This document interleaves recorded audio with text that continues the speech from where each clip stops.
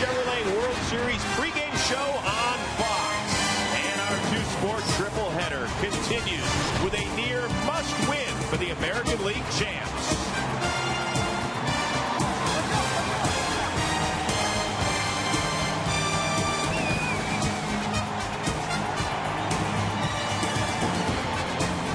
Can the Rangers even up the series, or will the Cardinals move one step shy of an 11th title? It's time to find out in Game 4 of the World Series.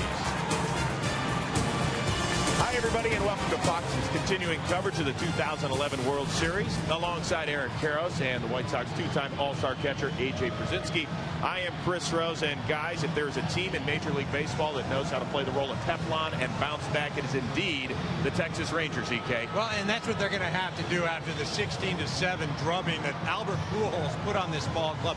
They haven't lost consecutive games in almost 2 months. They're playing at home where they had the second best record in all of baseball. So they're feeling pretty good about themselves. They've got this home crowd. They're rocking. Hey, they came back from a Game 1 loss. They can come back from a Game 3 loss. Hey, EK, what team did the Cardinals beat to get to the World Series? Milwaukee Brewers. They had the best home record in all of baseball. The Cardinals right now, after last night's game, they smell it. They feel it. They taste it. They're right there for the World Series. They know they're 2 wins away from holding the trophy up and celebrating with a nice champagne, a nice parade.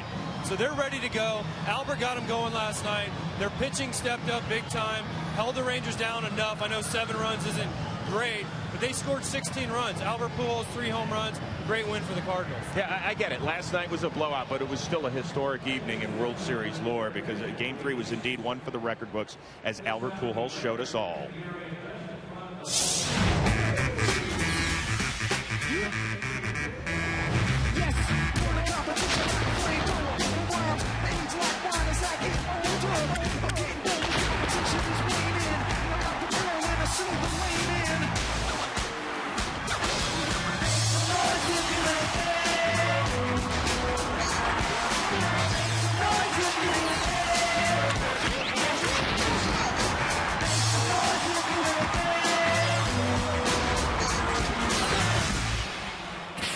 Rangers Nation is so mad at you for getting him riled up in the pregame show. Us media members really got Albert going last night, so they can thank me in St. Louis, I guess. So 3 homers last night for King Albert Pujols. What do the Rangers do with him tonight? Well, it's not so much what the Rangers are going to do, because you're not going to control Albert Pujols. He is a great hitter and a great power hitter. He's going to get himself out. How do you do that? Well, you've got to make him expand the zone. For me, I've got to go inside a little bit more. And if I miss, I don't miss out over the plate. If I'm going inside and I miss inside, hey, I graze him a little bit, go take your base. That's harmless. But don't miss over the middle of the plate. As a catcher, one thing you never want to see, and if you watch the replay of those home runs, it's a catcher going like this or like this, especially when it's towards the middle of the plate. I know I've seen a lot of home runs when I've been back there. As a catcher, as soon as you start to reach towards the middle of the plate, whether it's inside or outside, back to the middle, in the back of your mind, you just think, danger, danger, this ball is going to be hit a long way. Albert Pujols isn't going to miss those pitches as we saw last night. If you're the Rangers, miss away, miss in like EK said.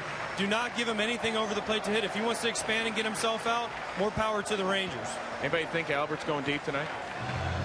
There's a good chance. No, I'm saying no. Oh, okay. I'm saying don't rile him up. No, they're going to pitch him well. You what? There'll be a different approach tonight. I'm saying yes, just because of what I said last night. So I'll probably do it again to really show me up. You've already lost the fan base here. Don't try now. All right, let's focus on the Game 4 starting pitching matchup. Let's start with the St. Louis Cardinals. Edwin Jackson's a guy that came over in a midseason trade from your Chicago White Sox. You caught him earlier this year. What are we looking at? Edwin Jackson is the big, strong guy. He's going to throw a fastball. He's going to throw a slider. Slider is his pitch. If he has a slider going, he's going to have a good outing. The thing that I learned from him in this World Series, he has a changeup. When I caught him, we didn't throw it a whole lot. Why? It wasn't really a pitch he could control. He found it somewhere in St. Louis. Dave Duncan did a great job with him, taught him a changeup. He also changed his motion. He used to bring both hands over his head, real fast. Now he's slowed it down, keeping his hands right around his belly, and it's improved his control, and it's helped him pitch. And he's been pretty darn good for the St. Louis Cardinals. Man, way to help out a pitcher when he's on your team. I mean, good Lord. Didn't even know he threw a changeup. I knew. Okay. Just every time he threw it, he scudded it in the grass. All right, good. Okay, what about Derek Holland? The guy, he was really good during the regular season. He's been kind of all over the place in the postseason. Well, he has, and he's been susceptible to the home run ball. He's given up 5 this postseason in just over 12 innings. The Texas Rangers had 99 quality starts this year. That was the most in the American League, and they're going to need to get one tonight, especially with as taxing as that bullpen is right now. Gondo, he's done. Not going to pitch tonight. The rest of the guys, they were out there last night, but you see these pitches are out over the plate. They're up in the zone. Home run after home run. You saw the way St. Louis swung the bats last night. St. Louis, in their last 3 postseason road games, they've scored 40 runs on 46 hits. And you know how many times they've been hit? None. And I'm not saying you got to hit somebody, but what I am saying is you got to come inside and not be scared if you do hit somebody. Whether it's on purpose or on accident, you've got to try to establish that inside part of the plate. I don't know if I want to play on your team if you ever manage, because you're all about throwing at guys, hitting guys. I didn't say hit a guy. I said come on in. Just come on in. All right, create guys, a little doubt. Some final thoughts here. What are we looking at? 3-1 after tonight, or is it 2-2? This is a must-win for me for the Texas Rangers. They've got to find a way to pitch. EK summed it up best. Their bullpen ravaged by last night's game. They have got to find a way to get Derek Holland some innings, give him some quality innings, not just innings. Get them deep into the bullpen. Feliz and Adams are fresh. I think the Rangers win tonight. Yeah, I was going to say, I think the Rangers win tonight. There's no question. They're going to come out. They're going to swing the bats well. They swung the bats extremely well last night. And really, if it weren't for a few defensive miscues, that game could have definitely had a different tone. They'll play better tonight. I think Derek Holland, he's going to step up big. All right, so we've got Rangers, and we've got Pujols not going deep. I got Pujols going deep. Pujols is not going deep. All right, there you go. All right, time right now for the singing of the national anthem, then a very special ceremonial first pitch. Let's send it up to the public address announcer, Chuck Morgan. And now, ladies and gentlemen, we ask you to please rise and please remove your caps. As the lead in the new Fox hit show, New Girl, actress, singer, and songwriter Zooey Deschanel honors America with the singing of our national anthem. Oh, say, can you see by the dawn's early light what so proudly we hail at the twilight's last gleaming, whose broad stripes and bright stars through the perilous fight o'er the ramparts we watched were so gallantly streaming, and the rocket's red glare, the bombs bursting in air, gave proof through the night that our flag was still there. Oh, who say does that star-spangled banner yet wave o'er the land of the free and the home of the brave?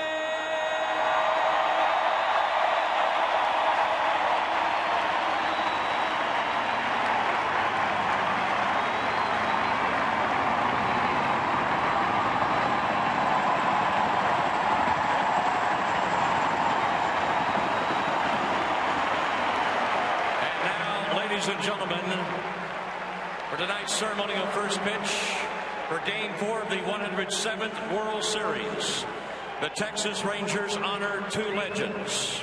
Doing the catching, a member of the Baseball Hall of Fame, and baseball's all-time strikeout king, Nolan Ryan.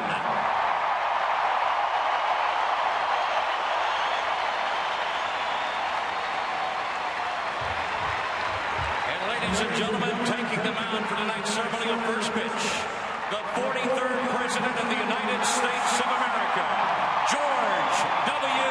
Bush.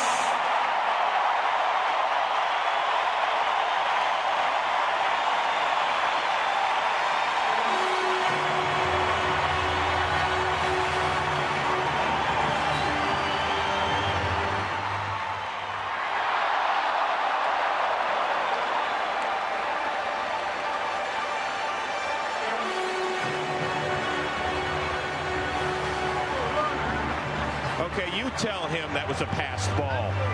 When we come back, much more as we get you all set for Game 4 of the World Series. Hold tight.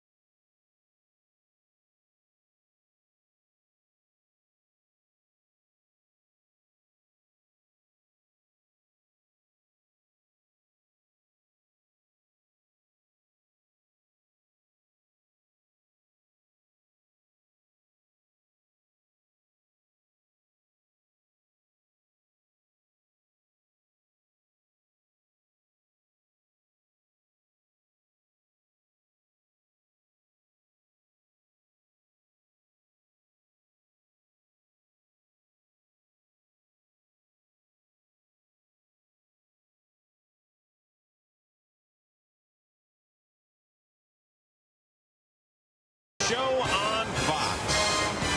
We have seen a pair of one-run games and a blowout so far in the World Series. What will happen in Game 4 between the Cardinals and the Rangers? Let's find out as we send you upstairs and say, hello, Joe Buck. And hello, Chris. I don't know the answer to that question yet. We were about to find out what's going to happen in Game 4. We came on the air last night talking about how this series would change coming to Arlington, Texas. We're not right about a lot of things, but we were right about that. Instead of low-scoring one-run affairs, it was a bludgeoning last night on the part of the Cardinals as they beat the Texas Rangers 16-7. And you know what Albert Pujols did with his 3 home runs. And Tim, I guess the question now is, how does the home team come back, the Texas Rangers, after getting hit across the jaw last night the way they did? Well, you could pick your favorite athletes' best moments in their careers, guys like Michael Jordan, Joe Montana, Wayne Gretzky, and last night Albert Pujols at least equaled anything they've ever done and at least equaled the best. Now, the key question is, how do you recover from something like that if you're the Texas Rangers? I think they have to snatch that momentum away from the Cardinals, score early and often, and don't think this team can't do that, because when they clinched the American League pennant against the Detroit Tigers, you may remember they scored 15 runs. So they are more than capable in this part. We'll see what happens. That's what's going to happen tonight, maybe. Here's what did happen for sure last night. Last night, Albert Pujols solidified his place in World Series history as he erupted for 3 home runs. Their names will be forever linked in October folklore. The Bay, Reggie, and now Pujols. What will he do tonight? Game 4 is next.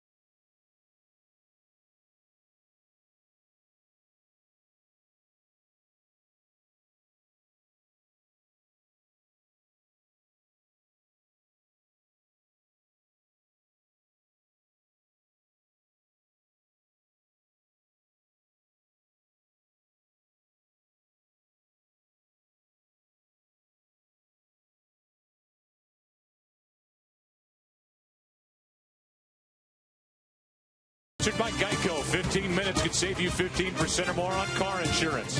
Buy DirecTV. If you call yourself a sports fan, you got to get DirecTV and buy MasterCard. Asking you to eat, drink, and be generous this fall. You want to see a manager taking things into his own hands with his young pitcher, heck, taking his young pitcher into his own hands and saying, here's what we need out of you here tonight. Derek Holland, Tim, has made starts this postseason. Rangers have won the games. He has not been able to pitch deep into the ball games, and he wants to make sure, and you can almost read lips there saying, don't miss over the plate. Be aggressive, have fun, but if you're going to miss in and make these hitters a little more uncomfortable. Well, that's his natural slot, Derek Holland. It wasn't the hands on the shoulders that impressed me. It was a slap on the bill of the cap to start things off. Ladies and gentlemen, these guys love playing for Ron Washington. And why not? He lets them just go play. And they need to play here tonight, down 2-1 on home soil, trying to even this series with Game 5 tomorrow night and a rematch of Game 1. But here tonight, it's Holland and Jackson. And the opening pitch brought to you by Budweiser. Great times are waiting grab some buds. And now the lineup for St. Louis, really only one change, and it's at the bottom. It's brought to you by Taco Bell. Think outside the bun. For Kyle leads it off, then Alan Craig, who homered in the first last night. Albert Pujols, who homered in his last 3 at-bats last night. Holiday had a big play defensively. Berkman the DH. David Freese, Yadier Molina, John Jay, and it's Punto getting the start at second base in place of Terrio. And here are the numbers this season for the lefty, Derek Holland. And against a tough Cardinal outfit in the first inning, they've scored 17 runs this postseason. That is a postseason record. He will and must work inside. I said it was his natural slot. When he looks at home plate, what he pictures more than anything else is the right side of the plate, which is inside to right-handed batters. He pitches well here. He's 9-2 on the year, and the Rangers looking for a strong start out of Derek Holland. He won Game 2 of the division series, then worked in relief. Made 2 starts in the ALCS, no decisions, but the Rangers won both games. Ron Kulpa's behind the plate. Ted Barrett at first. Gary Cederstrom at second. Jerry Lane, the crew chief, at third. Greg Gibson down the left field line, and Alfonso Marquez is in right. Here is Rafael Furcal. One thing Furcal loves to do against left-handed pitching, because the left-hander falls toward the third baseline, he loves to push the ball between the first baseman and pitcher's mound. Tim mentioned the 17 runs in the first inning. Cardinals have scored first now in 10 consecutive postseason games. Off we go. And up there ready to hack is Furcal, strike 1. Alan Craig and then Albert Pujols.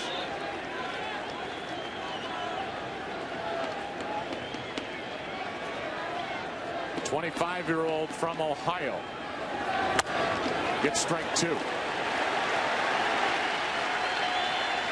C96. Derek Holland averages 94 miles per hour on his fastball. Only David Price of the Rays throws harder among lefties.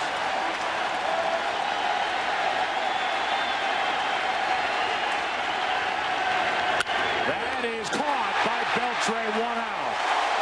And he took a double away from Furcal. The reactions of Adrian Beltre, because Derek Holland comes inside so much to right-handed pitching.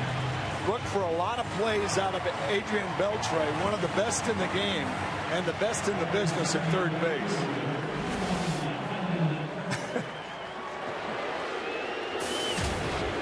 It brings in Alan Craig, who last night homered in the first.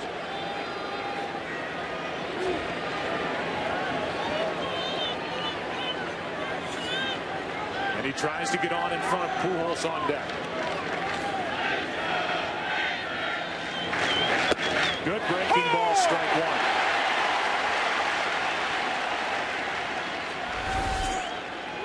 After 3 straight fastballs to Furcal, a breaking ball, the curve, to start off Craig. Fastball misses inside at 95. The Rangers starting pitching at home during this little stretch. Made 6 starts and have an ERA over 6.5. Craig is totally fooled for strike 2. That might be the worst swing that Alan Craig has had in the postseason. They're the Rangers starters at home this postseason. Opponents hitting .324. This crowd is into it. Their Cowboys won. Double dip win against the city of St. Louis here in Arlington tonight. Cowboys beat the Rams. It's the Rangers and Cardinals. And a 2-2. 2 out.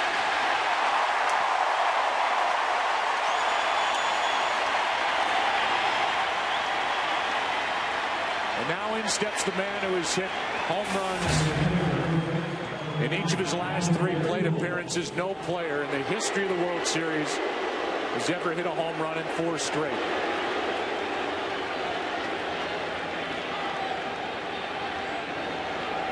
His batting practice was awesome to watch. Ball one high. It started with his first swing where he almost fell over. And then he proceeded to hit one ball after another out of the park. Oh! Strike one.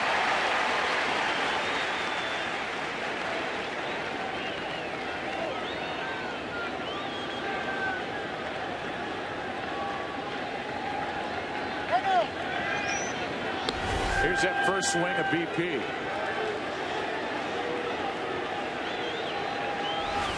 Slipped on that mat under his feet. Here comes a 1-1. Left side in the hole. Elvis. A 1-2-3 first for Derek Holland. And now Edwin Jackson heads to the hill. No score in game 4.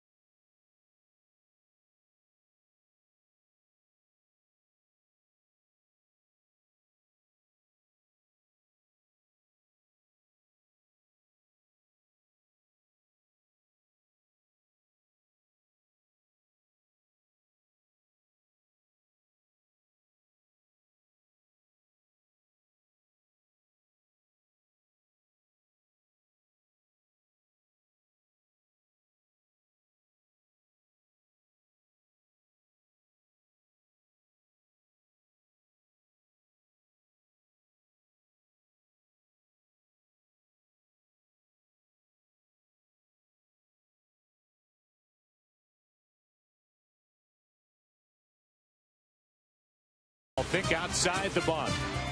And by the girl with the dragon tattoo in theaters December 21st. Not yet rated. And the Taco Bell starting lineup for the Rangers. Think outside the bun. It's Ian Kinsler first. Elvis Andrus batting second, and Josh Hamilton. Michael Young to DH. Adrian Beltre at third. Nelson Cruz.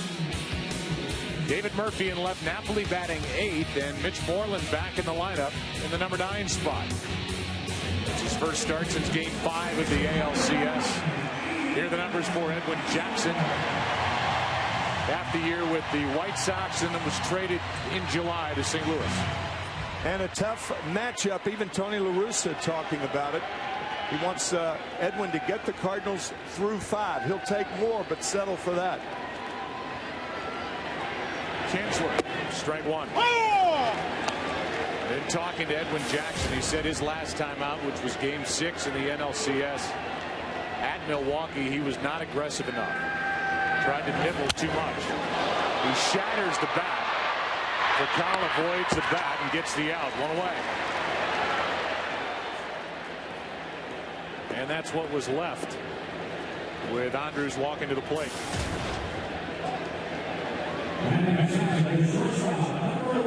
By aggressive enough, you mean strike one. It's the biggest pitch in the game. Talk about breaking balls behind in the count, how to finish guys off, but strike one, the biggest pitch of any count. Andrus had 2 hits last night, 3 for 12 in this World Series. Hitting just .216 during the postseason.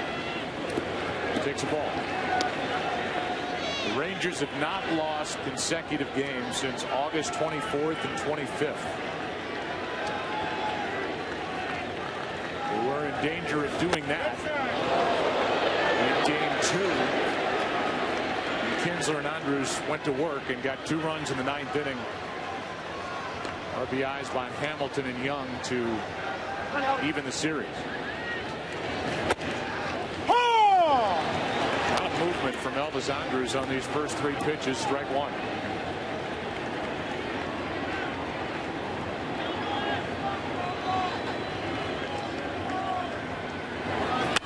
Base hit.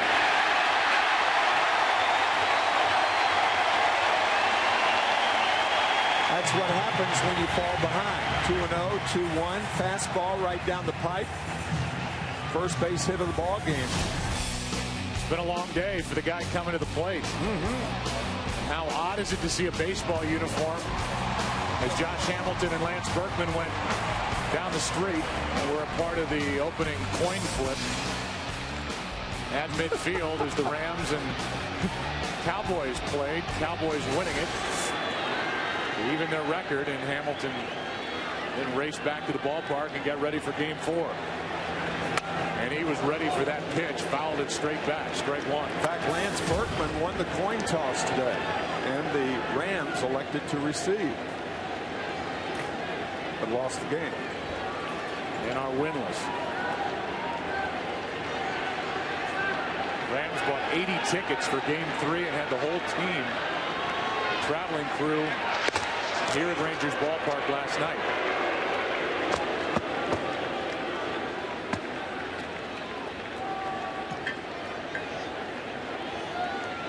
We were going to interview them, but they beat the traffic home.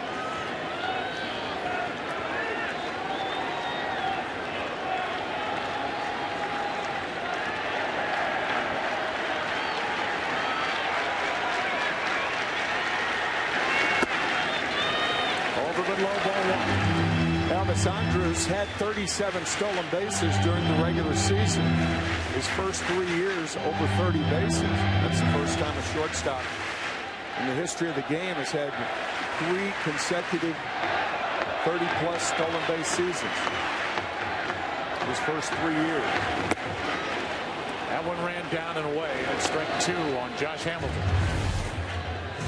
Good changeup from Jackson to get Hamilton out front.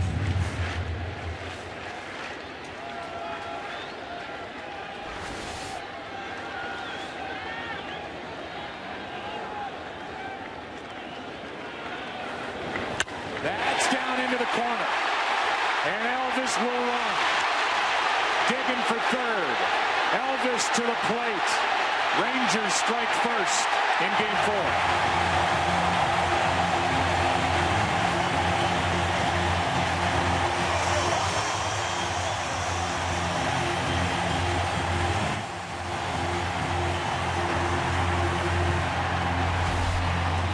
That looked like another changeup hanging right in the middle of the plate. Yep. A changeup, and Hamilton strikes first. Andrus all the way from first.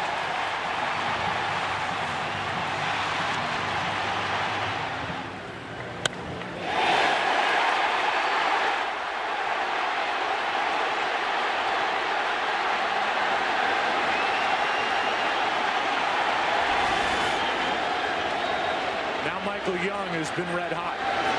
Takes a ball. Last 6 games, Michael Young is hitting .321, 2 homers, 10 RBIs. He went deep last night.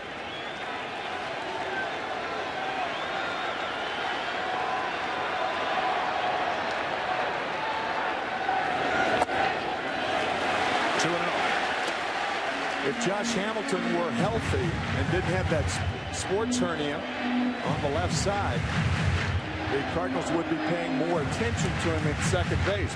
But because he can't run, Punto can play straight away. Hasn't even attempted a steal during the postseason. No.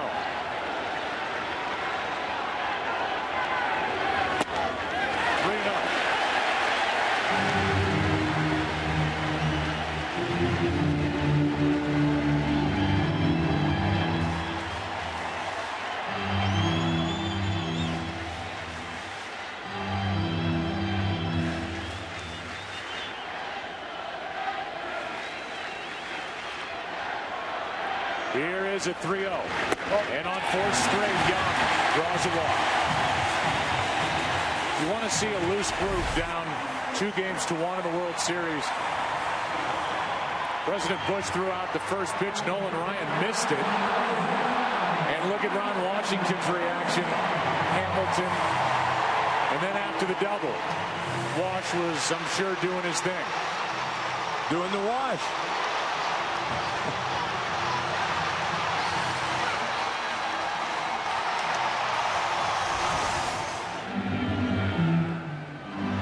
And now with 2 on 1 out, the batter will be Beltre, who had 4 hits last night.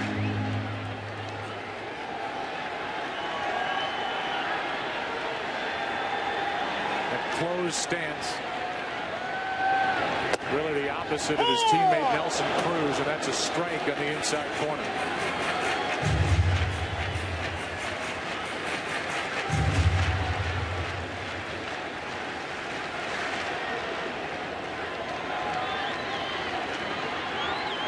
Rangers have 1 and have a chance for more. Inside. 1-1. Most hitters hit from a closed stance. Very few with that wide open stance. But Nelson Cruz, of course, did that in the minor leagues, and it has made him a star in the big leagues. The 1-1. 94 from Jackson as that pitch was down and in, strike 2.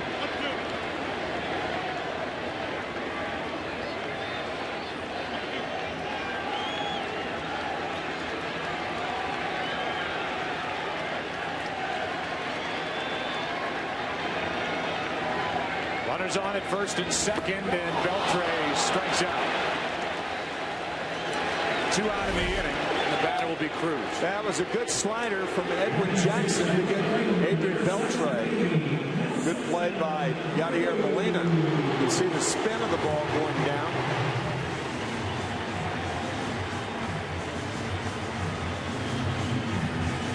Bad swing by a good hitter. Nelson Cruz, who has hit 7 home runs this postseason, including 1 during the World Series last night. He hit it to right. Ball 1. A guy like Edwin Jackson saying that he wants to be aggressive and come right after hitters. This lineup can scare you out of the strike zone. Can make you be too fine too early. The 1-0. Off the end of the bat. Foul ball. And out of play.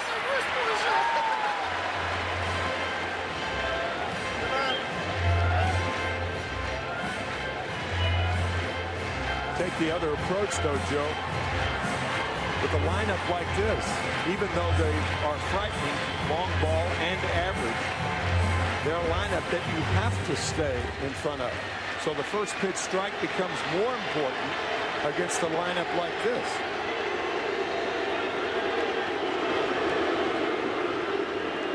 Here's a 1-1. Big swing, strike 2. And Cruz would like to have that one back. 94 miles per hour. For a guy that's hit a home run in 4 straight home games during this postseason.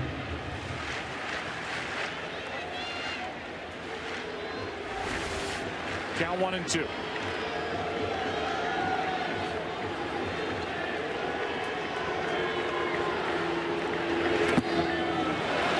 Cruz lays off. 2-2.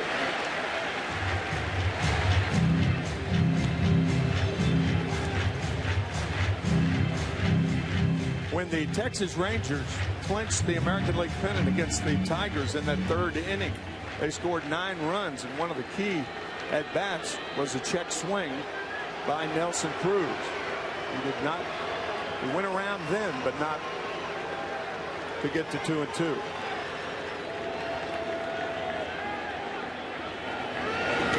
And now a full count, which will mean the runners will go.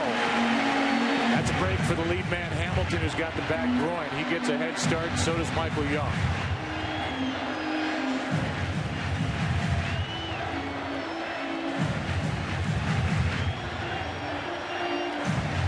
The Rangers score first during the 2011 season. They have the best winning percentage across baseball. How big is this first inning going to be?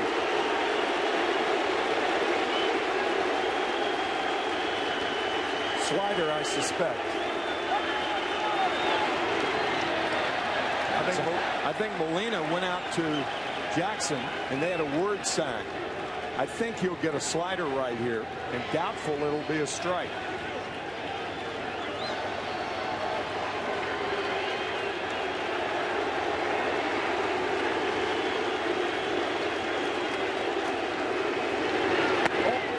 That'll load him up on a 3-2 slider. And now David Murphy, who's been moved up in this lineup, is in a spot to really make this a nice start for the Rangers here in Game 4.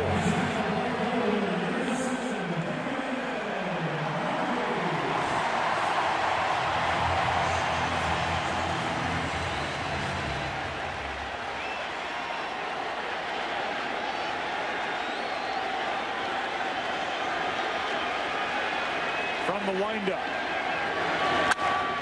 In the air to left center field. Back is Holliday to win the inning. And through all that, the Rangers strike first but get only one. Leave the bases loaded and lead 1-0 after 1.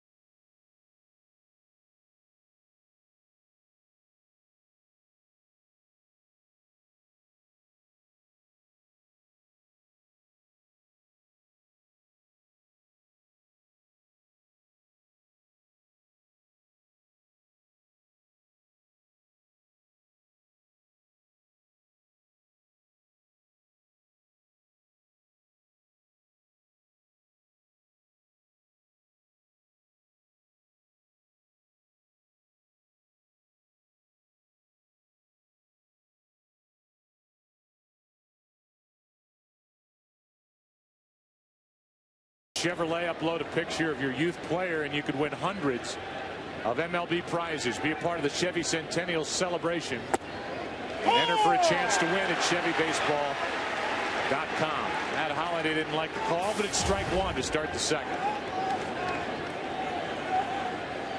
His numbers during the World Series, but since the start of the NLCS, including the World Series, hitting .353. So he has heated up. He's just about over that nerve issue he had, the finger on his right hand.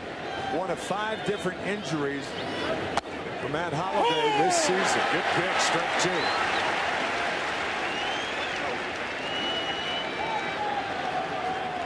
You know it's not your year physically when you have to leave a game because a moth flies in your ear. Unbelievable story. That's foul. Here you go. Let's play the game operation for Matt Holliday. He had an appendectomy after game 1. He had a quad strain. He had a bad back in August, and then, oh, hey, a moth flies deep into his ear canal. And then he had a right middle finger ailment, a nerve issue in September. That's down and in. 2-2. Matt telling us when the moth flew into his ear, the doctor had to take the moth out with tweezers. When he finally got the moth out, the moth headed for the light. He's alive. Yeah. On the inside corner. Strikeout number 2 for Derek Holland. There's that inside fastball right there. A little cutter in under the hands of Matt Holliday. Ron Washington talking about the importance of pitching the right-handed hitters of the Cardinals inside. He did. Lance Berkman gets that reaction, and there's a reaction from Holliday. But Lance Berkman gets that reaction. Kenny Rosenthal talked about it earlier in the series. Breaking ball for a strike. And this, so far, looks like a different Derek Holland than we've seen during the postseason. One strike in a right spot after another through the first 4 hitters. That'll get out of play. And 4 of 5 first pitch strikes. Derek Holland can dominate a lineup. He's had such problems in the postseason. People don't realize he had 4 complete game shutouts this year. That's second to Cliff Lee's 6 with the Phillies. Here's an 0-2. Pretty good rip. He started to say that Berkman during the offseason on a show in Houston, radio show in January, said that the Rangers were an average team and called Adrian Beltre's big contract a reach, and he has since taken that back and basically apologized. Did so to C.J. Wilson during the All-Star game. And Adrian Beltre has been worth the money to the Texas Rangers. And as we said last night, Red Sox would have done well to keep him after his big year last year. 2-2.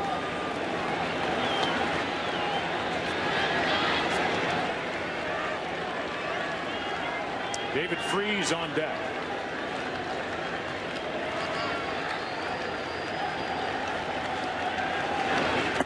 Ball 3.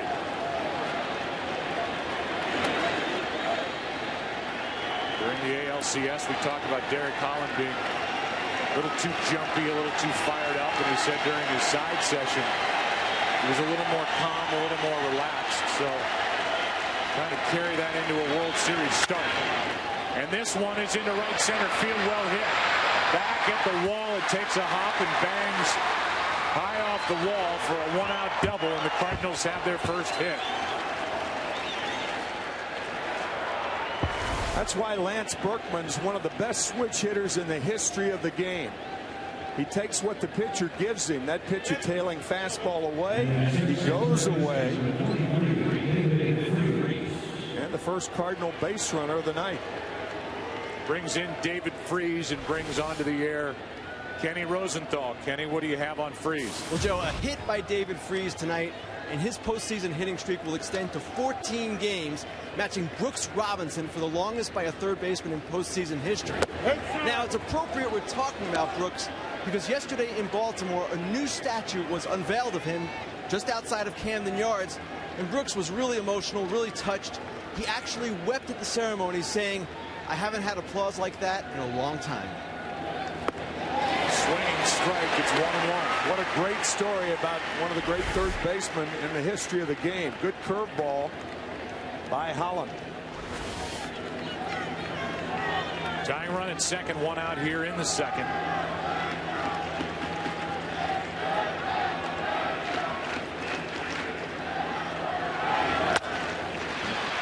One and 2.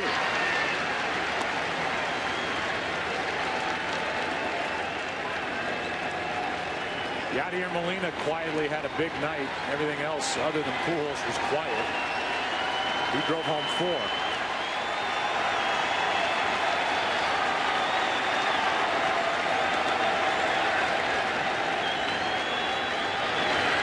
Two out. There were 2 ways that Derek Holland could have gone. After running the count to 2 strikes, we'll look at the sequence. The inside ball, it's 1-1. Fouls one off. Perfect pitch. There were 2 ways for Holland to go, either the breaking ball or the fastball inside. But once again, Holland impressing the Cardinal right-handers inside. And impressing the home plate umpire, Ron Kulpa, as he's giving that pitch. That's big for Derek Holland. It's where he wants to go, and he's getting the benefit of getting a strike called on that pitch. We've seen both Holiday and Freese complain about that inside strike. Holland's also been able to get his secondary pitches over better this time around. That's too far in. The count 2-0, left-handed hitting and struggling John Jay on deck. We'll see if Holland wants to challenge Molina now that he's behind on the count.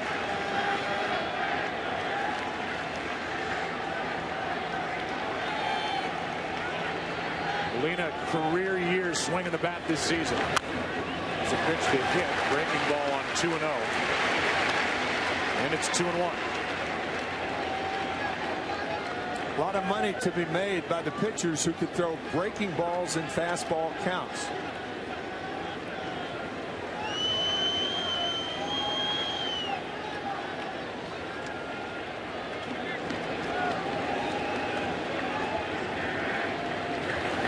Up the middle. Kinsler makes the stop and gets the out. The inning is over on a brilliant play by Ian Kinsler. And dug out by Moreland on the other end. A ton of range. Couldn't get the handle. And then got the out at first to end the inning.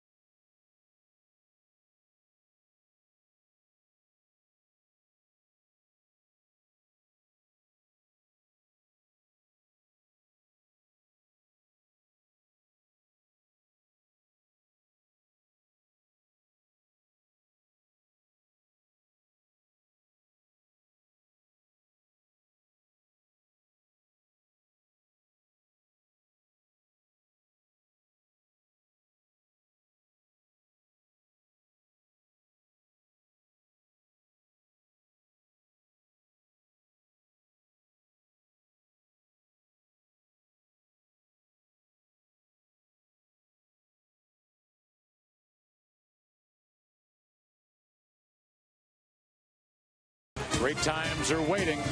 Grab some buds. And on this beautiful night, and I mean beautiful here in Arlington, aerial coverage of tonight's game provided by DirecTV. Couldn't be any more pleasant here on the 23rd of October. Napoli leads it off and takes the ball. Batting eighth. You can hear Ron Colpa, the home plate umpire, inside. It's 2-0. Moreland will follow, and then back to the top. Ian Kinsley. Good fastball for strike one.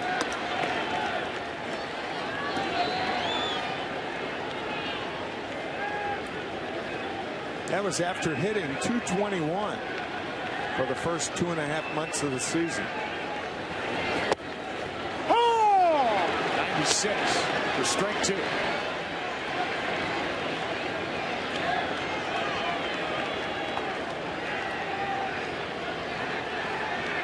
It's been a tough hitter here at home, Napoli, in his first year with the Rangers. Last 31 games here, he's hit .343. He is not worn down at the end of the season. They picked their spots with him behind the plate. He kind of took over as the catcher during the postseason, and down the stretch, that's going to keep it 3-2. Taking over the crowd here too. They revel in saying Napoli, Napoli.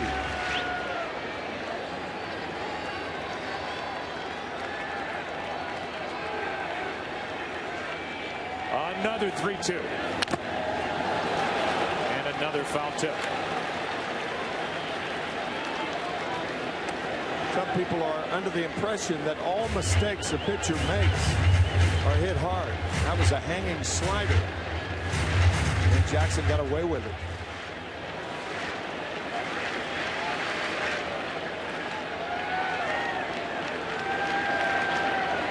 Another slider. And this one is hit in the air to left center. Back at the track for a loud out number one, caught by John Jay. About 400 feet away from home plate. And our Nikon 1 replay cam go back to the end of the top of the inning. Did Mitch Moreland have control of that short hop? I think he controlled it when he came in with the left hand before Yadier Molina reached the bag. Watch the left hand. Not control there, but controls it there. Just to get Molina. Brought Dave Duncan to the mound. That fly ball off the bat of Napoli with Moreland coming up. His first at bat of this World Series, 2 for 19 this postseason. Good defensive first baseman. He has hit 1 home run. It's low. It's 16 during the regular year. Ron Washington saying the side work he's been going through between starts. Again, he hasn't started since game 5 of the last round. Scott Coolbaugh, the hitting instructor, has been very good. So he's back in the lineup. The count's even 1-1.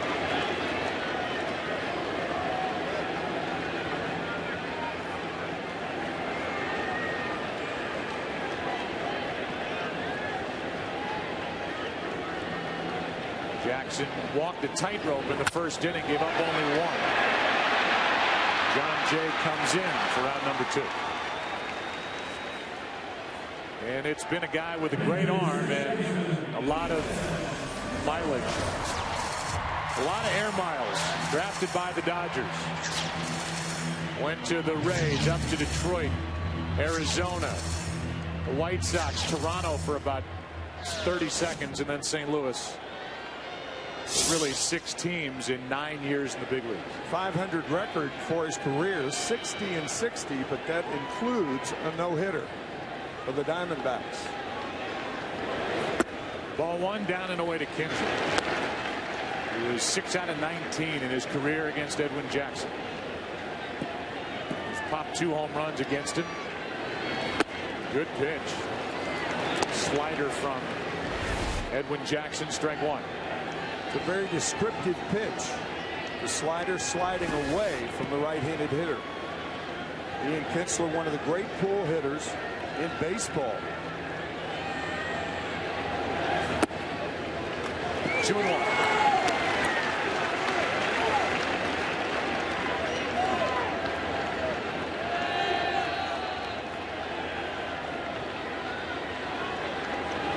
Yep.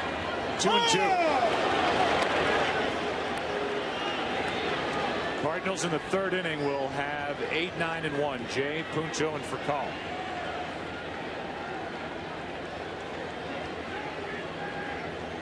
Jackson had a long first. He tied the first two here in the second and has a full count on Ian Kinsler.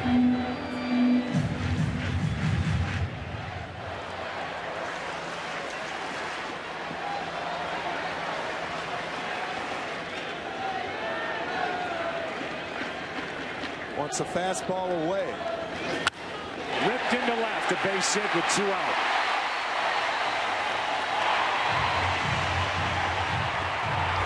Molina wanted it away. Jackson threw it over the plate and up. Ian Kinsler, not only a good pull hitter, but a good high fastball hitter. And here's Elvis. Mentioned he had 2 hits last night. He singled in the first inning, scored on the RBI double, while the guy behind him, Josh Hamilton. 2 walks followed. There's the other Elvis. But Murphy flied out to deep left center to end the threat. It's got to warm your heart, Tim. I know what kind of an Elvis fan you were. I was. Still am. From Tupelo, Mississippi. And moved to Memphis. Did all right for himself. Interesting couple here at the ballpark tonight.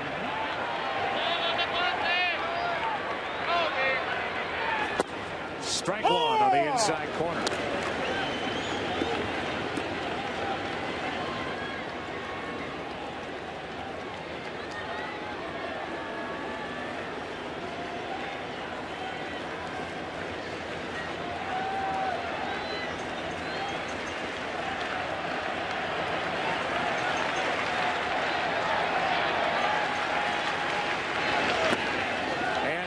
Wandered too far. Where was he going? That ends the inning. And that's as easy as it gets for Yadier Molina. Rangers lose a man on the bases and lead 1-0 after 2.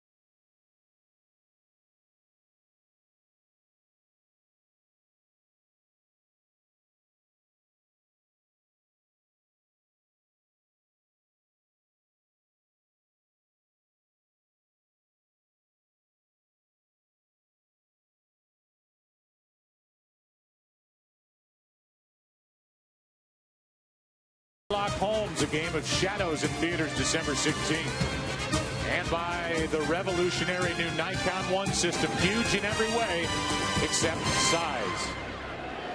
John Jay first up, third inning. He is 0 for 12 against left-handed pitching during this postseason. And just 2 for 28 over his last 7 games. He had a good year, hit just under 300. Okay, the fast runners for the Rangers, when the ball is in the dirt for the catcher, they take off. The problem with that is the Rangers running into the soft hands and strong arm of Yadier Molina. We've seen it time and time again. They take chances on the bases when the ball's on the dirt. Here's a chopper off the plate, and Elvis Andrus called off Beltre and got the out. See Beltre 10 peel off, and I think Elvis said, "I've got it," and he did. You can see another smile from Adrian Beltre. It's exactly. Watch him straighten up right there and peel off. Good play by Andrus. Andrus is coming in on the ball. An easier play for him to get his man. And the number 9 hitter is Nick Punto.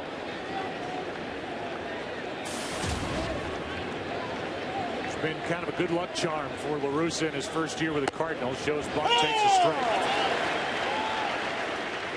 Tony La Russa, one of the more superstitious managers I have ever incurred.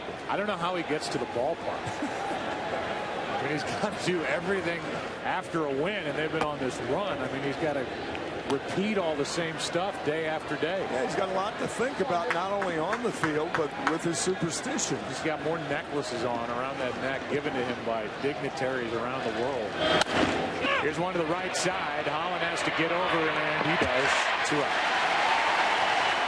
MasterCard is proud to present more than $4 million to stand up to cancer raised from the Eat, Drink, and Be Generous campaign. MasterCard is joined by its Priceless Moments winners, Stand Up to Cancer Scientific Advisory Committee members and co-founders, and Sue Seeley. For more information, visit standuptocancer.org. With 2 out, nobody on, here's Furcal.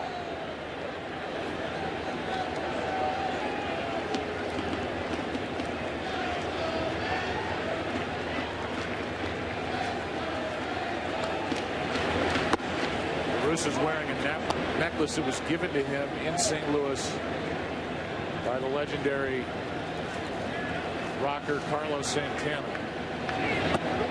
Just about ever since he put it on for good luck from Santana, the Cardinals have gone on this run that's carried them to a 2-1 World Series lead over the Rangers, who won the AL West by 10 games. Strike 2 from Holland.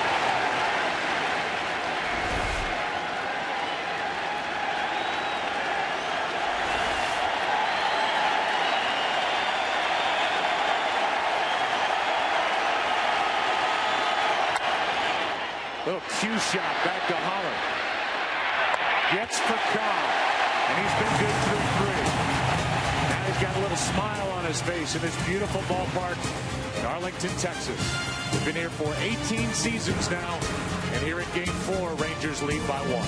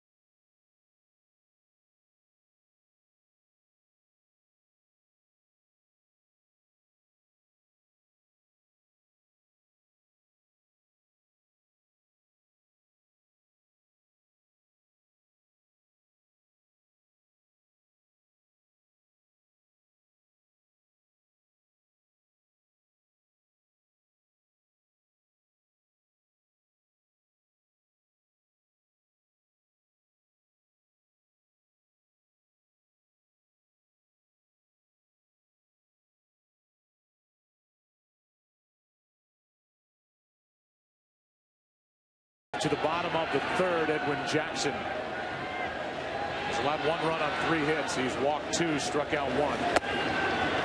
Deals a strike to Elvis Andrus. He singled and scored in the first.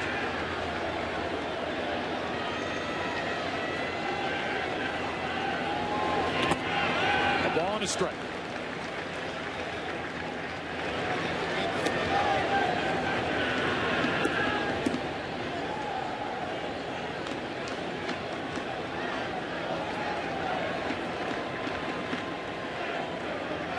A 1-1. That straightens up Elvis Andrus, ball 2. Almost walked right into that pitch. Edwin Jackson is into a pattern of pitching a lot of right-handed hitters inside through the first 11 Rangers. Trying to establish that pitch in.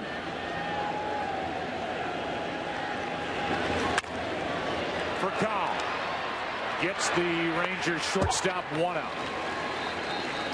Dirk Nowitzki threw out the first pitch yesterday, and come on, everybody, let's do the wash. Dirk does it. It's the biggest thing to hit Germany since sprockets.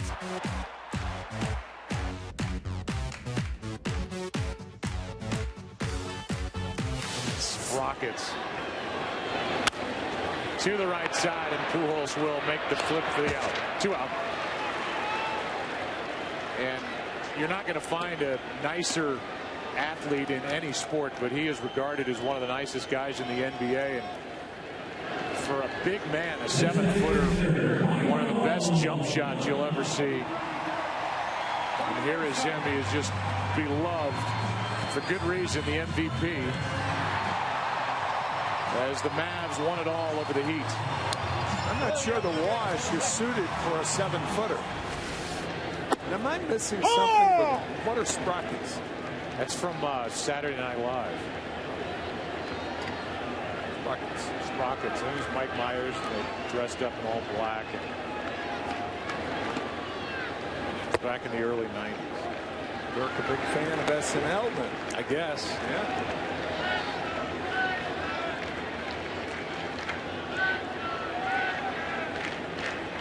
Here is a 1-1. Good slider, and Edwin Jackson has settled in pretty well. Count 1-2 on Michael Young. Pretty good combination. Fastballs inside and away, and a very good slider thus far. And has used his changeup sparingly but effectively. Young drew a walk his first time up. Pitch in on the hands, and he told us, meaning Edwin Jackson, that he was going to crowd these right-handed hitters and show them that he will pitch inside. That'll make Eric Karros happy. He's been calling for one team to do that since the postseason began. He thinks the hitters are too comfortable on each side. And Holland has worked well to the right-handed hitters inside. Outside.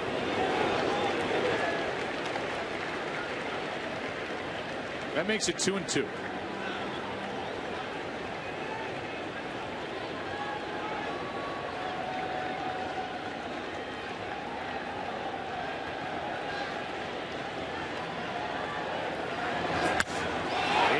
Center. Jay is back, and that will end the inning just in front of the track. Young went deep last night, just missed getting that one out of here. We're into the fourth, game 4. 1-0, Texas on top.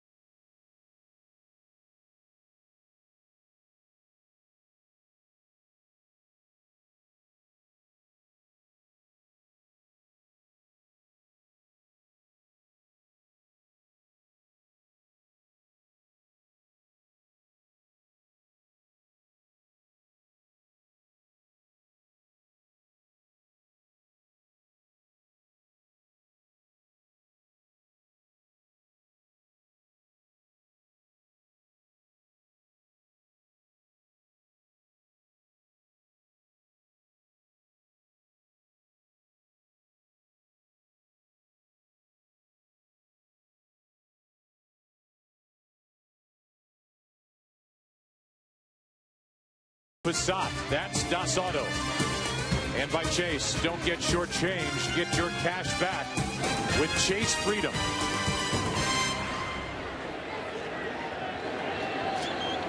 We're getting near Halloween time, obviously. 8 days away. Here's Alan Craig.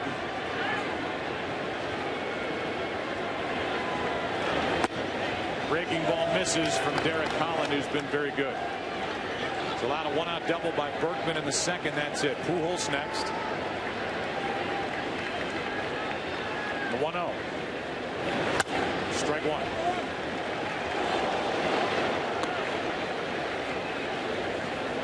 Craig struck out his first time. He homered last night in his first at bat, then went 0 for 4 with a walk and a run scored the rest of the way.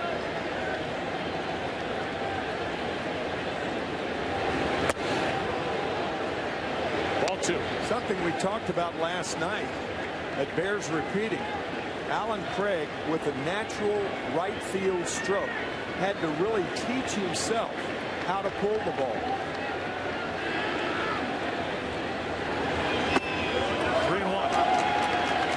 We'll see how Holland does now that he works through this lineup for his second time.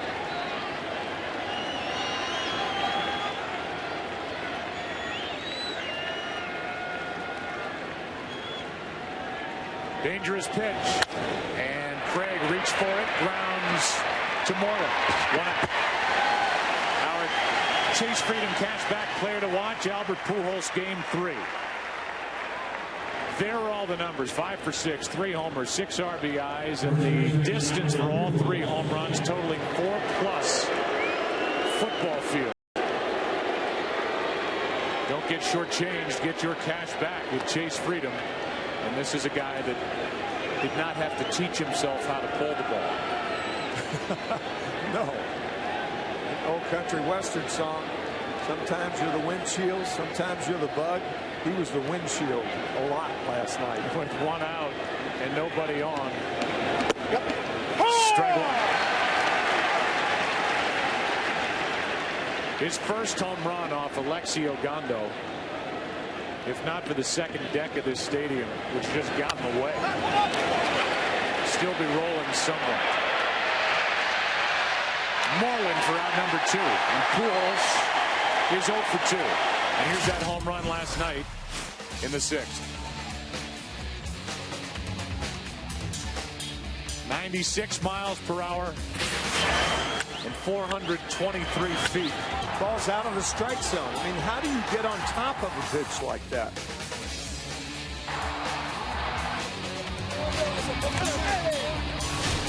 That was the first of 3 in a row. Now Holiday with 2 out, nobody on. Struck out his first time looking. And he chased that pitch, strike 1.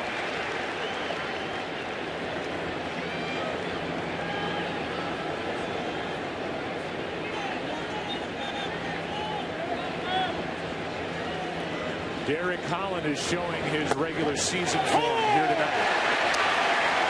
16-game winner, the 25-year-old, and he's been in control. Not only has he been coming in with the fastball, but his curveball has been excellent thus far.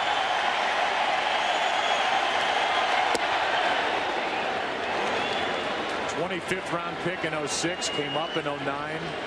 Rotator cuff issues last year, and then he pitched in relief. Derek Holland did during the postseason. Tonight, his best start to this point, trying to get through the 4th.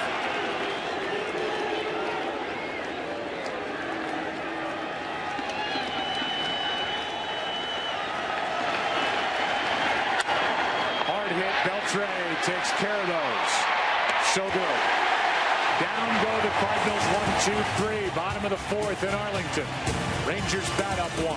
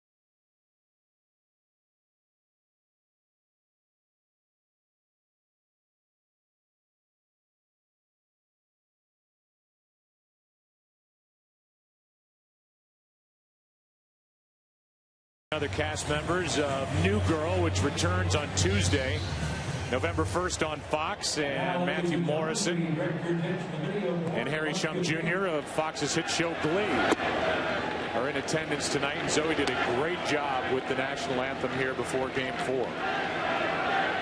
Talented singer, songwriter, and a very subtle, funny actress. Glad she's in the Fox family, and that is toward the Cardinal dugout.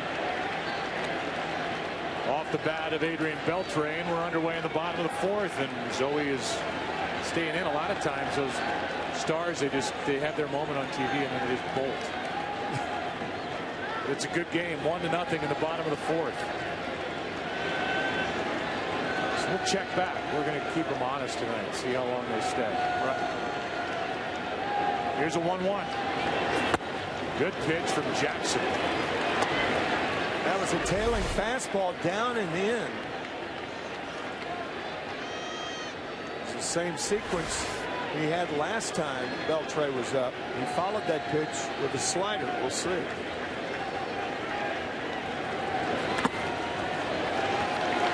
Jackson has made one good start this postseason. That was in the Division Series Game 4 against Philly.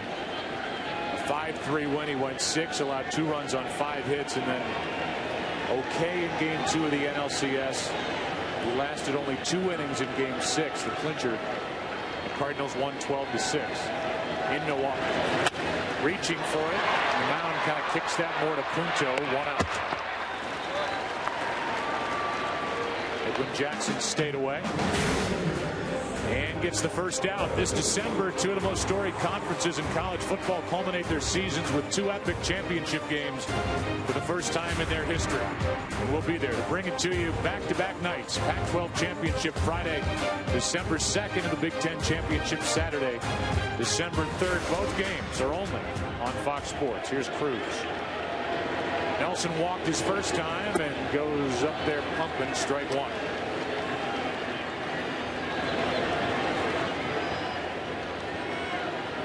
Postseason is a time to make or lose money by potential free agents. Edwin Jackson is a free agent to be. This one is into center, back at the wall, and caught by Jay. 1 step in front of the center field wall. 2 out. Talking to Ron Washington about pitching power hitters inside. Ron agreeing that you have to crowd them and prevent them from extending their arms. And Tony La Russa and Dave Duncan also of that belief. You allow those big guys to extend their arms, they get full power. That was a good fastball that took some of that power away from Cruz. Here's David Murphy. He flied out with the bases loaded back in the 1st. Started to say Jackson, who's a potential free agent, will be a free agent at the end of the year. Could open some eyes here tonight with a good start on the road against this tremendous hitting lineup the Rangers have. And tomorrow night, C.J. Wilson, a free agent to be, and a guy who figures to be at the top of a lot of lists for clubs this offseason. He's got something to prove tomorrow night. He is 0-3 as the lead starter in this group for Ron Washington. That's during the postseason over the first 3 rounds. He'll take on Chris Carpenter, rematch of Game 1. 3-1 on David Murphy.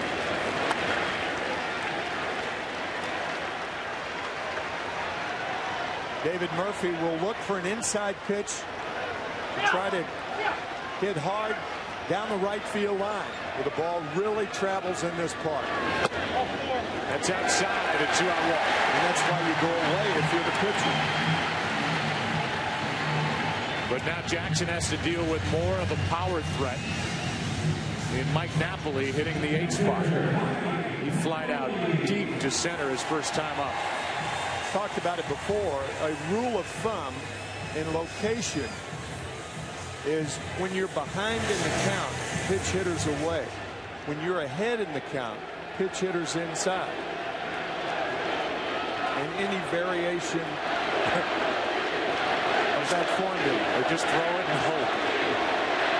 You don't want to do that. You're not going to. I'm down over there. There's ball 1. side. The ex-catcher in you starts to get fired up when I say stuff like that. That's why I do it. 1 ball, no strikes on Napoli.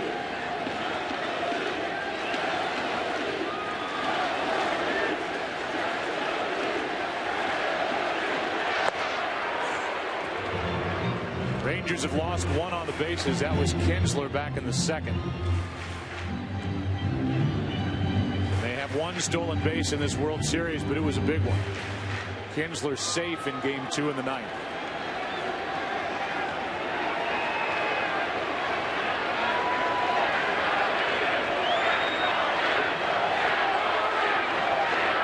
And late time is granted to Napoli. It's the 2nd time that's happened with the home plate umpire here tonight. Dave Duncan was on the right, pitching coach for the Cardinals in a long time.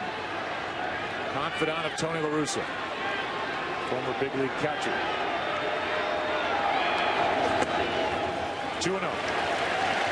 Maybe the most successful catcher in the history of the game to be a pitching coach for as long as he has. He's been with Tony since the early 80s.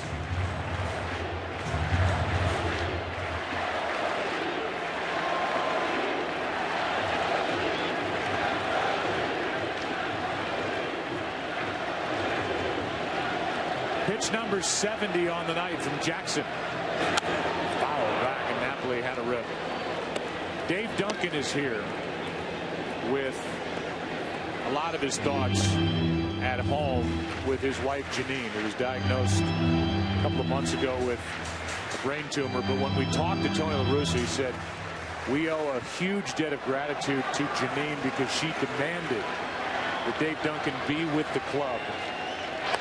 While her 2 boys, and they're great guys, both played in the big leagues. Chris Duncan, who played with the Cardinals, is now a radio talk show guy in St. Louis. And then Shelley Duncan, who's a good right-handed hitter and with the Cleveland Indians organization. They are with Mom and watching back in Missouri, just outside of Springfield. Pitch up and in, 3 balls and a strike. La Russa called Dave Duncan prior to the final game of the season at Houston. You look out at Dave Duncan's bullpen out there and how they watch the game. They just wanted Duncan to come in for that last game, and he said, I don't want to mess things up. And you know that wasn't the case at all. Napoli trying to wail on that pitch, full count. So Duncan came back. The Cardinals won. The Braves lost. The Cardinals won the wild card. They beat Philadelphia. They beat Milwaukee. And Dave Duncan has been here with his wife's blessing, knowing that Dave's guys need him. Cardinals, the wild card in the National League. They did not even finish in first place in their division. Runner Murphy will go, and now time called. Molina goes out to talk. I think Edwin Jackson was shaking Molina off to the point where Yadier wanted to go out and make sure.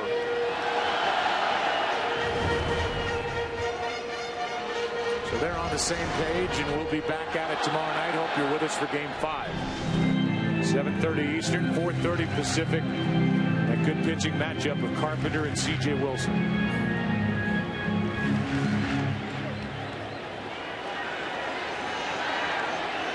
Front row seat tonight. The runner goes. Ball 4. Back-to-back walks. 2 on, 2 out with Moreland coming up. What a chance, Tim, for a guy who's been out of the lineup. Had not had an at-bat in this World Series until back in the 2nd. 0 for 6 in the American League Championship Series in those last 2 games, and he struck out 5 times, flying to center his first time up. But a key moment for a big 2-out hit right here by Moreland. Drove home 51 during the regular season, has 2 this postseason. One swing erases all the bad stuff. Strike one. This is a guy who hit .348 last year's postseason. .462 with a home run during the World Series. That was against the Giants, now taking on the Cardinals.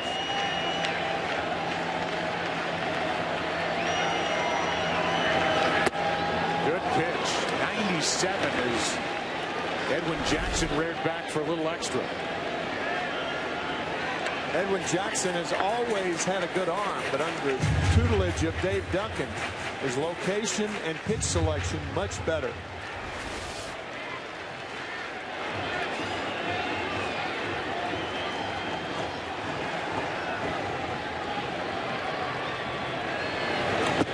That skips in, and Yadier Molina turns himself into a wall. 57-foot curveball. Good play by Molina.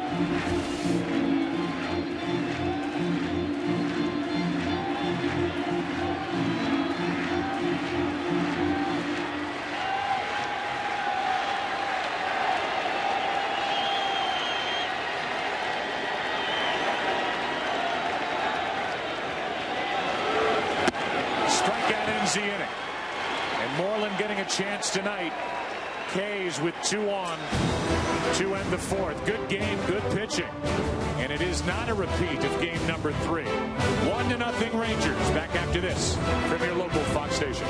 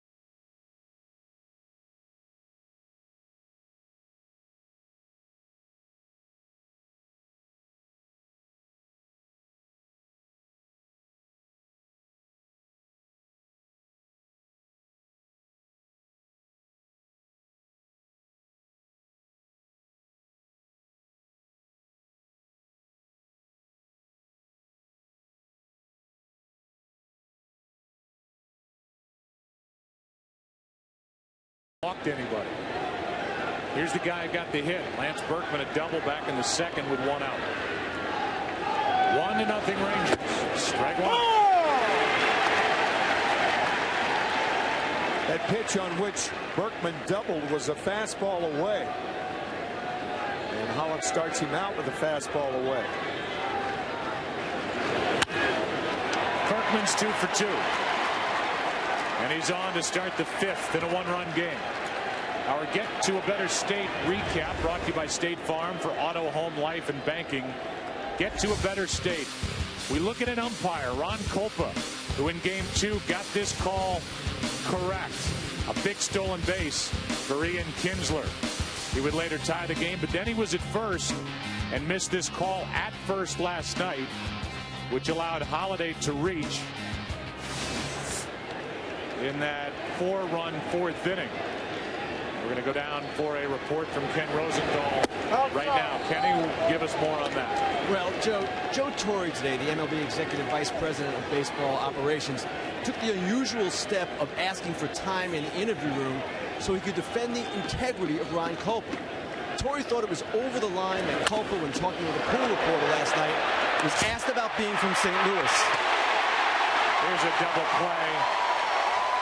And Holland erases that leadoff hit right away. Go ahead, Ken. And Joe, of course, Kolpa made perhaps the best call of the postseason in Game 2, that call on Kinsler, and that call benefited the Rangers. And the point that Torre made is absolutely correct. The professionalism of the umpires should not be in question.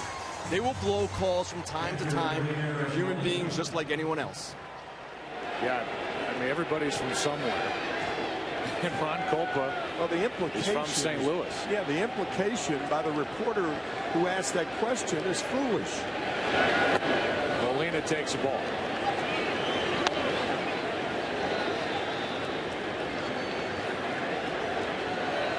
But that's what postseason baseball is about. You and I have learned that over the years. Yes.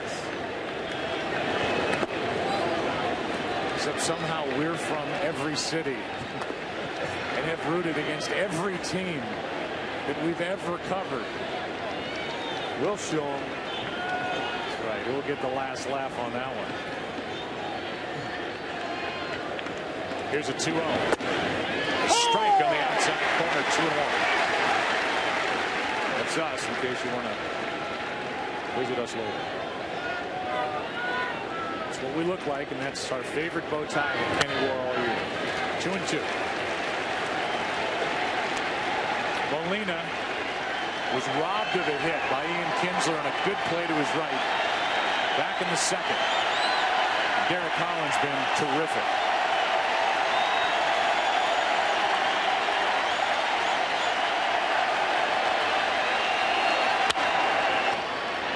Into center for Hamilton. How about Holland?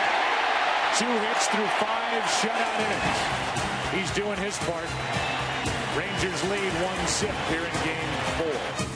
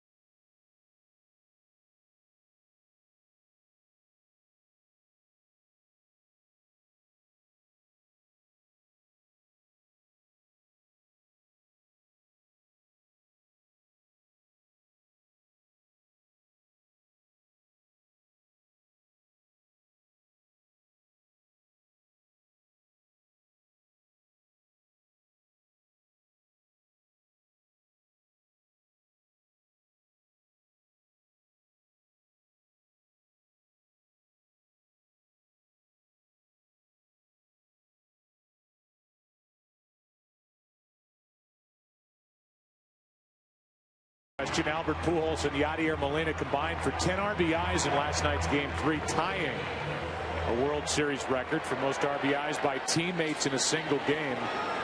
Whose record did they tie? Top of the order for the Rangers in the 5th. Kinsler, Andrews, and then Hamilton up by 1. Right now, Edwin Jackson is pitching in the shadow of Derek Holland, but throwing well, and he continues to ride these big right-handed batters off the plate. Both he and Derek Holland pitching inside to the right-handers, but surprisingly, Edwin Jackson in. And in even more, ball 2-0.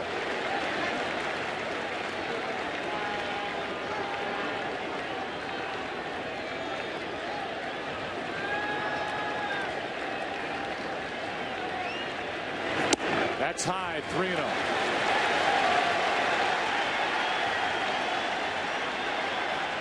So that'll get the stomach rumbling of Dave Duncan. Leadoff walks against this lineup are disaster. That's the 5th walk of the night, handed out by Edwin Jackson. Eric Karros is with us from his perch. And Eric, we're seeing both these pitchers work the inside part of the plate pretty well. Yeah, you know, really important, though, for Texas, just because of the way St. Louis has just really approached the entire postseason, going the other way, the right-handed hitters. And if you don't establish that inside part of the plate, as a hitter, you just get real comfortable in there, and there's no fear. And if you don't have any fear, it's just like taking batting practice up there. And Holland has been great tonight in getting inside. Check on the runner at first. That's Kinsler. He drew a leadoff walk. Elvis Andrews up now. Josh Hamilton next.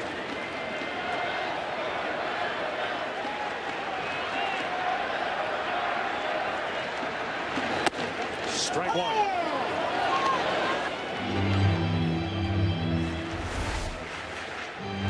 Good pitch to bunt, a slider away. What the right-handed hitting Andrews wants to do is bunt it down the first baseline. The reason for that is Albert Pujols has to hold the runner on. If he breaks too soon, Kinsler will steal second base or attempt it. That makes it 0-2. Got to make a concerted effort to get that bat out in front. If the bat's in foul territory, you'll bunt the ball foul. Just smiling, watching Ron Washington. We've seen him jumping around in the dugout, going crazy. And when he just gave the sign down to his third base coach, Dave Anderson, after that bunt attempt, he had a look of disgust after that bunt. Yeah, that's the opposite of the wash. Like, all right, here's another set of signs. Andrews couldn't get the bunt into fair territory. Now he's in the hole.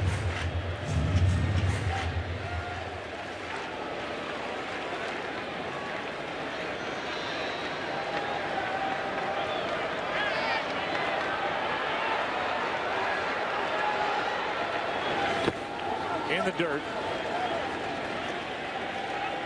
And you've already mentioned in this World Series, Tim, that Bench is your all-time #1 catcher. I know you love the work and still do of Pudge Rodriguez. I would imagine Yadier Molina's got to be top 5 defensive catcher you've seen. Oh, yeah. I mean, I've always never understood how Yadi could be slow of foot, and yet when he's throwing the ball, he's so quick with his feet. Cannon behind the plate. Fly ball into right.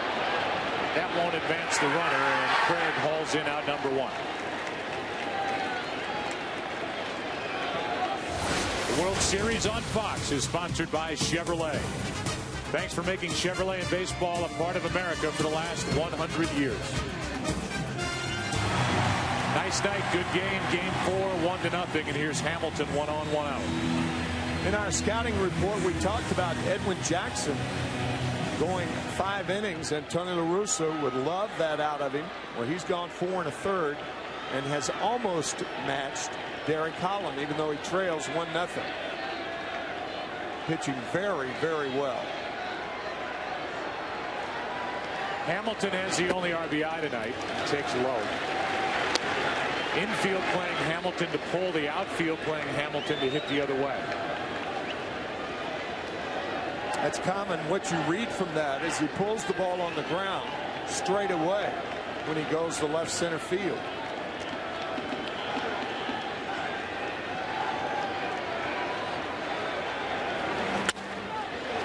Shoots one foul going toward left.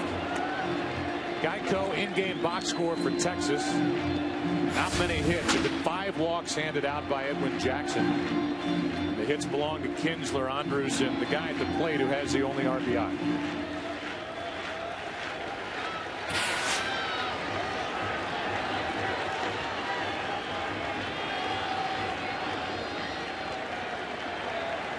The 1-1. That was hittable. That might be the best swing that Josh Hamilton's had in the World Series, and he just missed it. Full extension.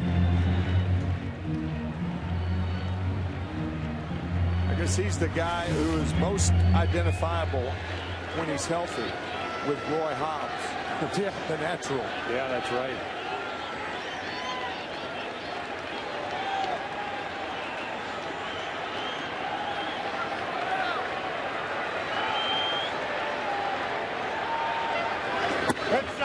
That's inside, 2-2.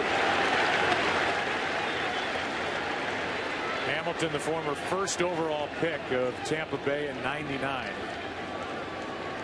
And then his struggles with drug abuse are well chronicled. He had to work his way back and returned to the big leagues, or got to the big leagues for the first time with the Reds back in '07. But he was out of the game for 3 years and battling for his life. Rangers have a guy, Johnny Naron, who travels around to help keep Josh on the straight and narrow, and he has been an inspiration to many for the way he's put himself back together. And when he is healthy, he can do it all. Run, hit for average, power, play a great outfield, good arm. 2-2. Fouled away.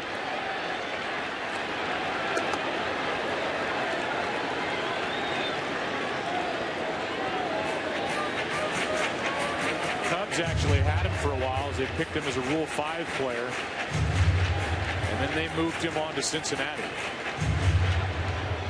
At big numbers, and Texas saw enough of him to make a deal with the Reds.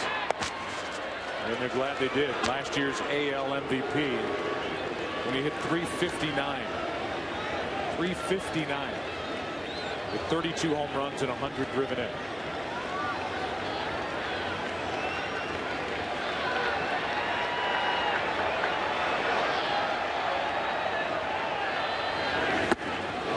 Struck him out for out number 2. And that strikeout number 3, and a big one for Edwin Jackson. What a battle by both Hamilton and Jackson. And Jackson won it. 1-1 pitch, fouled off. 2-2. Continuing to foul it off until Jackson gets him with the slider. What a job by Edwin Jackson. A much bigger surprise than Derek Holland. I agree. He's trying to get through 5 and get around a leadoff walk. Dangerous bat of Michael Young is in his way. That's foul, a dangerous foul ball off to the right.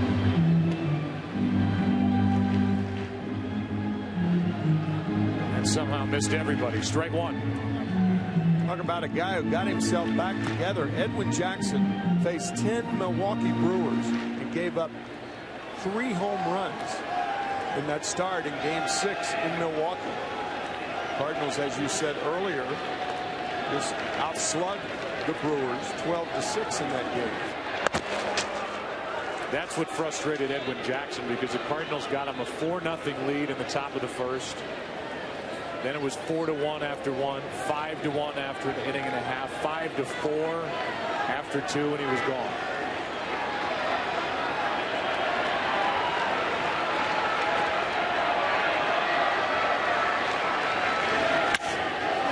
In the air to right. Alan Craig is there, and Edwin Jackson is through 5, allowing 1 run on 3 hits. He's done his job tonight. So is Derek Holland. Bottom part of the order for the Cardinals, down by 1.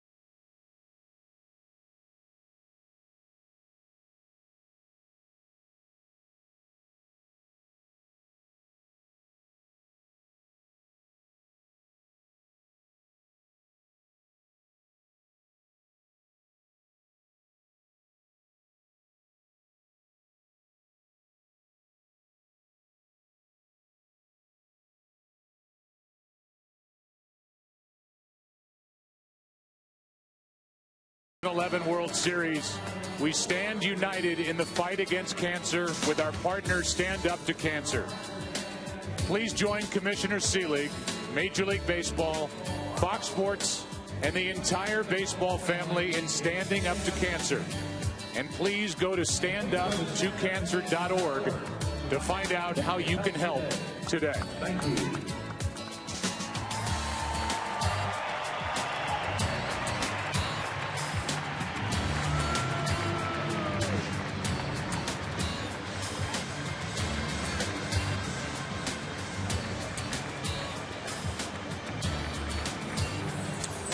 There's my sign. There's your sign, Timmy. And there's nobody that hasn't been touched by cancer, a terrible disease, and so many inspirational stories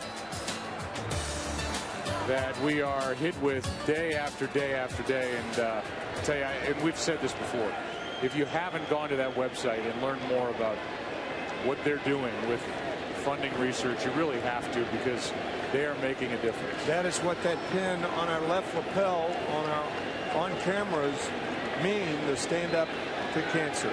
Wonderful, wonderful organization. Strike 1 on John Jay. And there's that pin Tim's talking about, and all of us at Fox, it's part of the Fox Supports Initiative, are happy to do whatever we can and happy to pass the message along. John Jay has done a lot of that. Choppers at the plate, hasn't hit much hard. He's 0 for 1, and just 2 for his last 29 over his last 8 games. Yeah, Joe, I think to be a full-fledged regular, John Jay's going to have to get rid this winter, get rid of that pitch he's got with both hands, dropping the bat and then having to come back up. Very few major leaguers can hit like that. Now, he had a good year. He batted .297, but you're going to run into trouble eventually. Watch the hands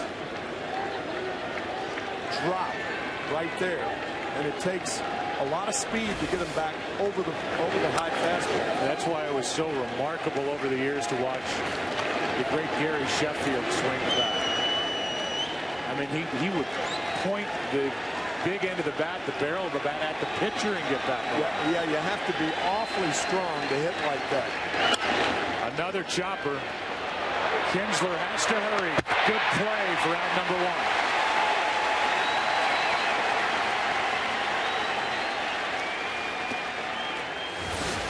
And the World Series on Fox is sponsored by State Farm. For auto, home, life, and banking, get to a better state, and by Chevrolet. Thanks for making Chevrolet and baseball a part of America for the last 100 years. How about the pitching tonight of Derek Holland? I mean, there really hasn't been anything hard. Hit the double by Berkman. What a difference from last night, and you kind of got the feeling, talking to Ron Washington, and Eric Karros was kind of talking about it with him in our pregame meetings, that he wanted Washington had a little more confidence in Matt Harrison, and he flip-flopped Harrison and Holland spots in his rotation. He said, well, it had been a while since Harrison had pitched, but Holland's showing him something here tonight. 2-0 to Punto, taking, and it's 3-0. The most unusual sign that we have seen in this postseason. Nobody in the bullpen is up for the Cardinals or the Rangers.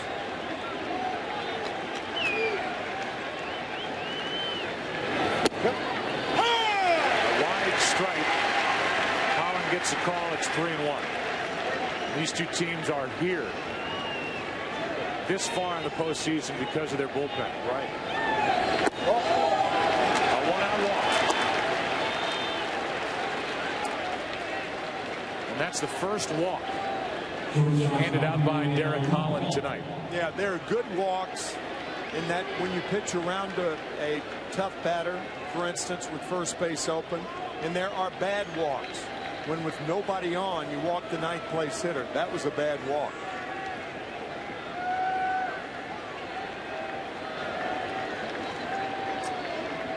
So back to the top, and for Call, who's 0 for 2.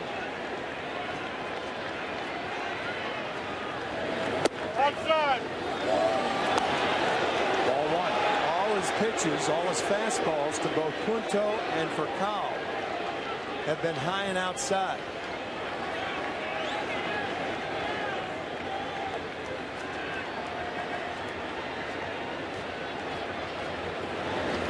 And Furcal's just up there taking. 1-1. The roof is open down the street at Cowboys Stadium. Jerry World, as they call it around here. The game is on the best scoreboard ever made. Here's a pop-up. Good pitch. And Moreland, with Punto on the bag, hauls in out number 2. Joe, we have seen Derek Holland work for the last 2 years and have not seen him with the type curveball that he's had tonight. Excellent. Here's Alan Craig, who homered last night in his first at bat. 0 for 6 since then. And in a big spot with a guy like Pujols on deck in a one-run game. Big rip, strike 1.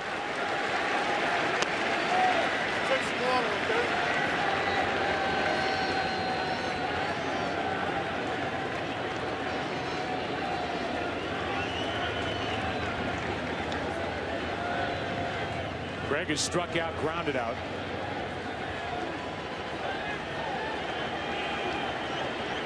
Well, he's strong enough to hit the ball out to right in this part.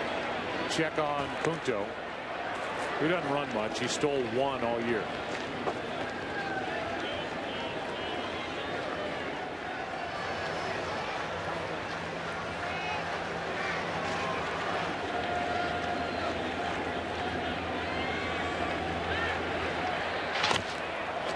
Late break back to the bag, with Punto safe. This is quiet, calm, and easy right now, but this is a big batter for Derek Holland.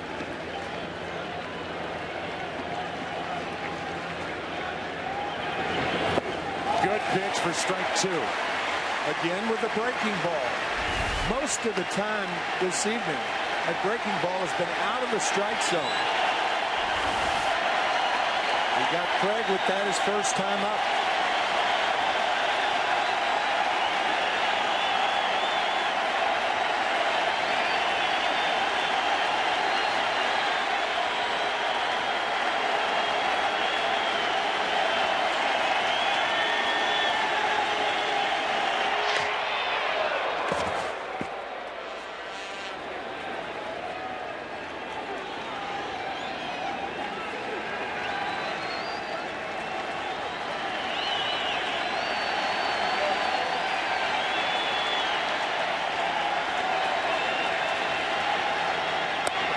Strikeout. Another big hook from Derek Holland. Nolan likes it, and this sold-out crowd loves it. He has struck out 4, and he shut out the Cardinals through 6.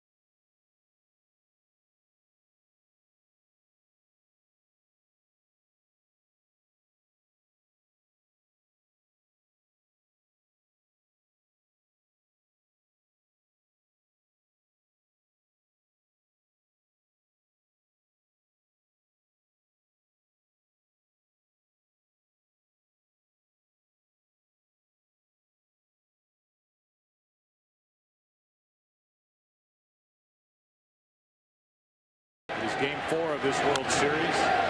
Adrian Beltre fouls it off his leg to start the bottom of the 6th. Good game, game 4.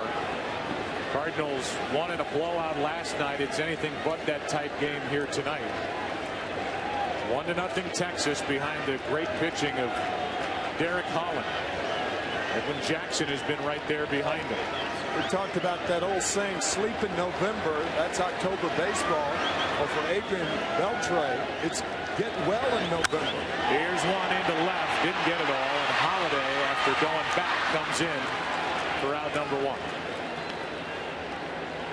Our Sherlock Holmes 2 game summary. Little impromptu meeting with his manager. Whatever the magic words were, this has been a different start for Derek Holland, who has had soft outs and struck out 4, walked only 1, allowed no runs on 2 hits. And he's needed all that because it's a 1-0 game. It was a night for Edwin Jackson, 5 1/3, 1 run on just 3 hits. Strike 1 to Nelson Cruz. How extraordinary is it? The Cardinals have made 1 out of the infield. That was a fly ball by Yadier Molina. 2 base hits by Lance Berkman, and 1 out of the infield. That's dealing. 1 ball, 1 strike. You know what Cruz is capable of doing? He's hit a home run in 4 straight postseason home games. And he pops it up, back and out of play for strike 2.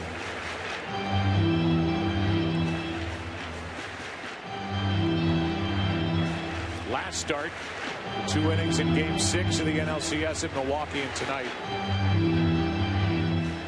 he's in charge as well.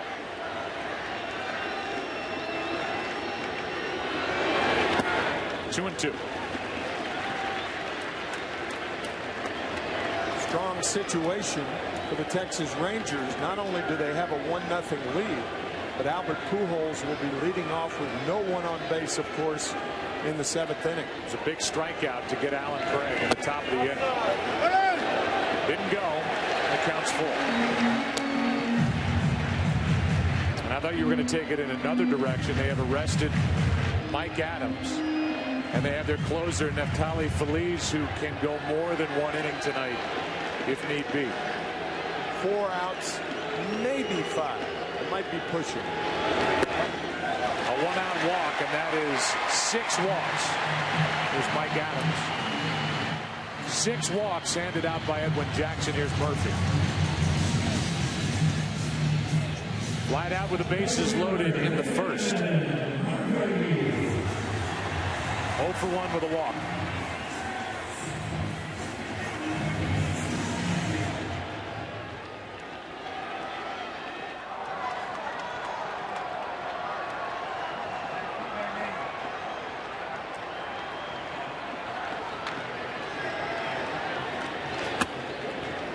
On the outside corner.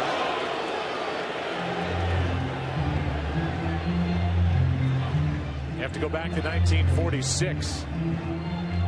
Find the last Cardinal pitcher to walk 6 in a World Series game. That was a World Series, St. Louis against the Boston Red Sox. The 0-1 smothered by Molina. Ted Williams was 5 for 25 in that World Series. That was his only World Series. And a regret in Ted's later life that he performed so poorly in that 46 series.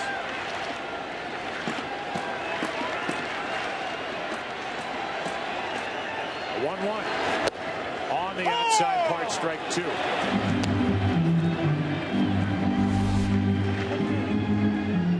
By the way, Ted Williams, the first manager of the Texas Rangers in 1972. Whitey Herzog succeeded him.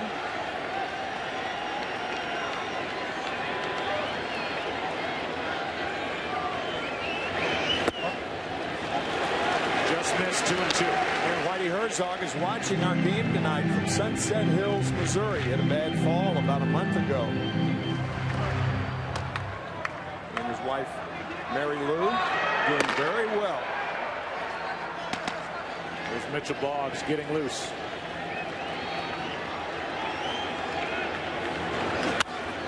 Murphy fouls it away. I don't know if anybody had a smarter baseball mind or recollection about the game than Whitey Herzog. And a great sense of humor, too. Hall of Fame manager. We could go year by year and tell you big dates of Could. Still can. seasons, turning points. 2-2. Outside a full count.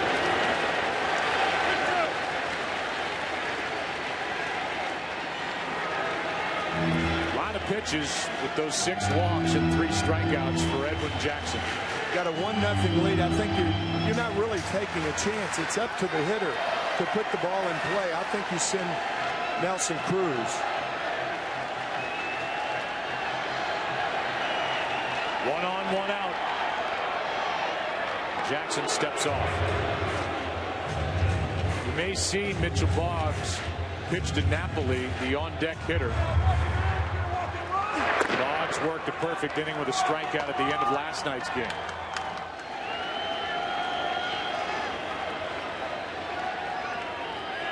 Runner goes. On ball 4. 7 walks. I agree with you, Joe. When Tony takes those glasses off, it's time to make a move. And now he put them back on. Check that. Maybe he won't. I went for the decoy. Well, Edwin Jackson is hovering around 110 pitches. Molina's going to go out and talk, and I still think we're going to see a move. Yeah, no question now. Here comes Furcal and Molina.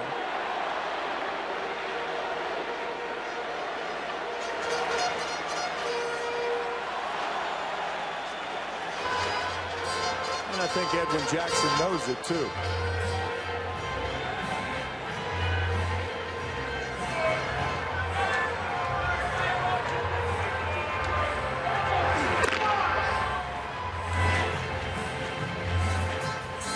Glasses are off again.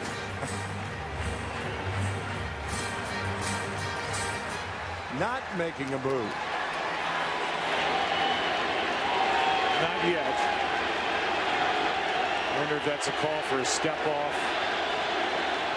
Good point.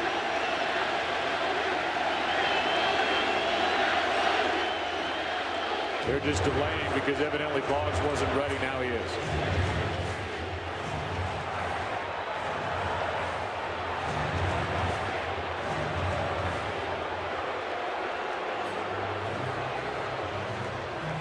LaRussa out to the mound as Edwin Jackson walks 7.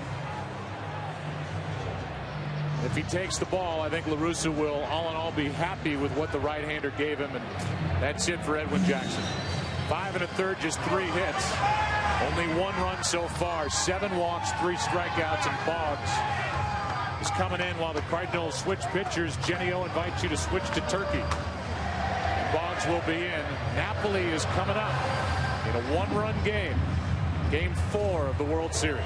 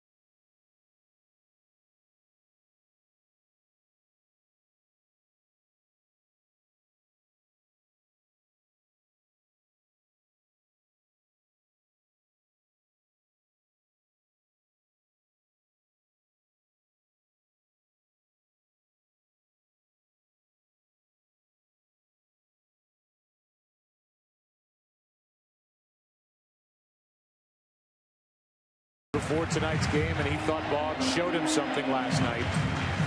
Threw hard. He's got electric stuff when he has command, and he's into a jam here in the 6th.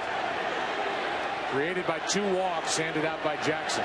LaRussa telling us that if Boggs hits the spot, he's as good as anyone he has. His spot now is going to be down for the double play ball. That is tomahawked way out of here to left. And it's 4-0 Texas in the 6th.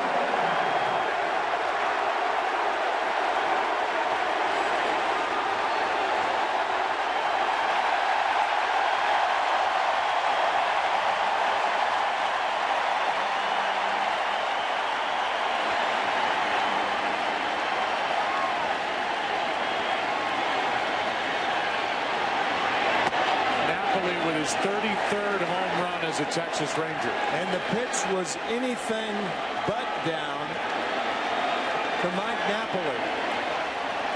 A high fastball right around the letters. Did he ever launch one? 1 ball, 1 strike on Mitch Moreland.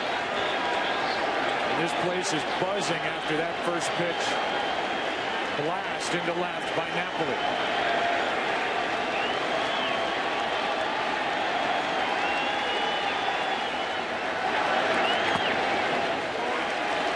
Two and 1 from Mitch Boggs. Some of that catcher's knowledge too, going into Napoli's thinking, realizing Boggs fresh in from the bullpen will try to get ahead with the fastball. He looked for it and yanked it. Second home run of this World Series, 3rd of the postseason. Boggs makes that play. Watch him get on top of this high pitch. The first from Boggs.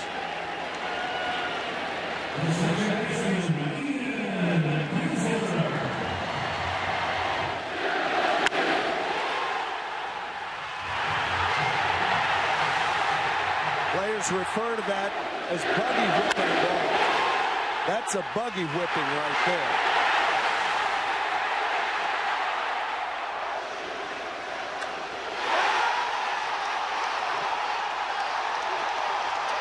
A hug for Jackie Moore from Ron Washington. What a pickup. Napoli, who was moved twice in January, first to Toronto on the 21st, and then 4 days later turned right around and traded to Texas. You get a catcher that's that well schooled by Mike Scioscia, who's his manager out with the Angels, and can do that with the bat. Guys like that are hard to find. 1-1 on Kinsler. Strike 2.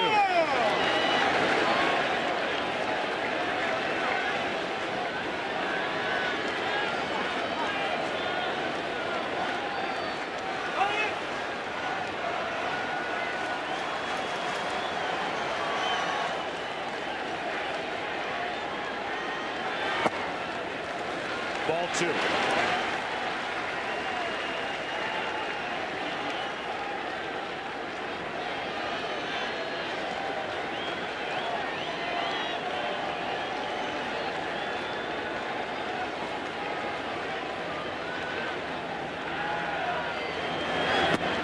Inning is over, but major damage is done. 2 walks set it up. Pitching change. Boggs, Napoli. Bang. 4-0 after 6. Back after this from from your local Fox station.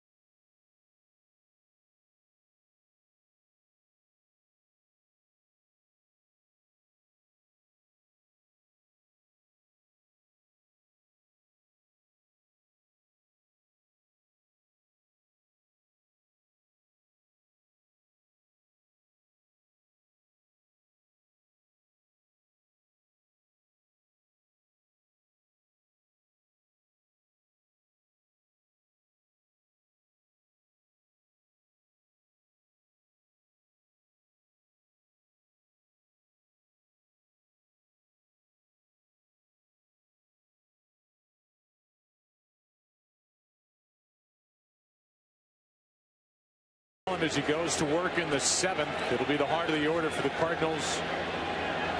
And Holland has the luxury of facing Pujols up by 4, leading off. Holiday and Bergman will follow strike one.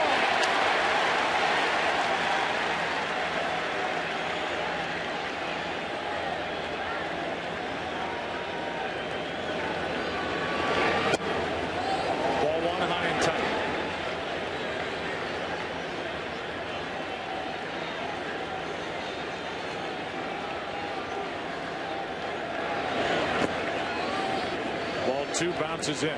Only 19 more runs scored last night than tonight. Yeah, I said during the game last night, and you agreed with me, we might see the same type game in game 4. I thought so. I thought all 3 games in this ballpark would be like that. We're not through here tonight, but no sign of tonight's game being anywhere like last night's game. And Ron Washington's about to get his starter. He's got him in the 7th. If he can get him through the 7th, then it's set up for Adams and Feliz, 2 shutdown guys out of the pen.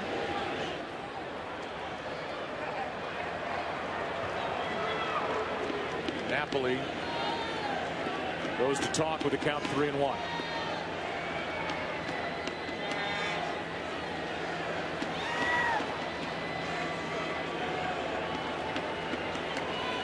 Pujols is grounded out, fouled out to first.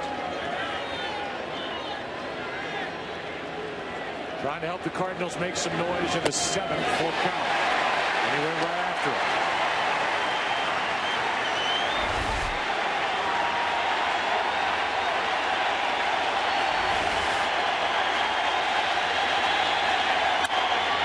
Off the pitcher, Holland knocks it down and gets the out.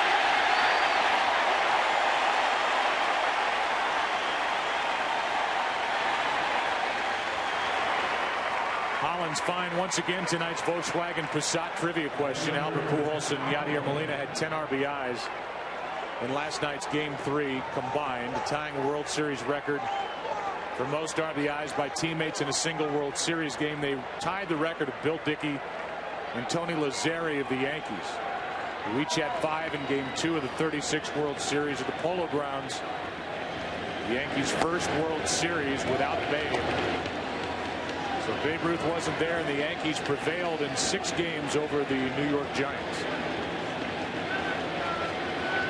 Ball 1 to Holliday. Strike 1 to Holliday.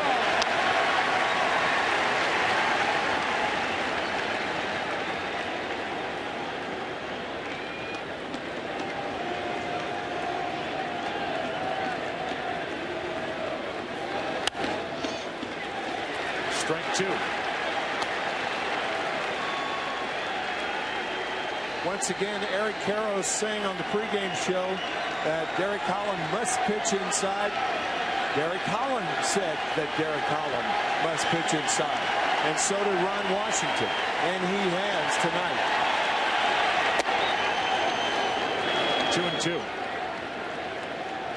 2-2. Ron Washington telling us in his office Derek Holland needs to grow up tonight. I need him to step up, he said, and he has.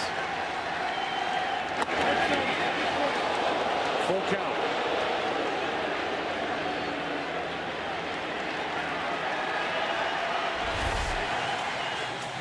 That was that little talk they had before Holland took the mound in the first.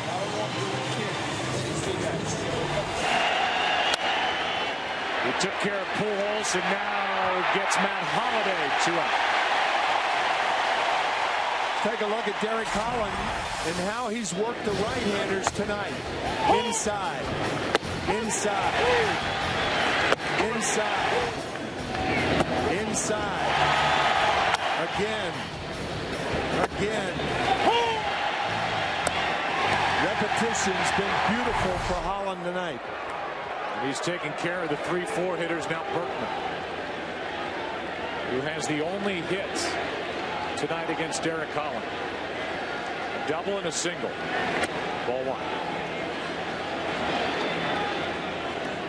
Talking about it in the last night's game, when you make hitters aware that you'll come inside, then you can get them out of the way. 90 pitches only for Derek Holland tonight.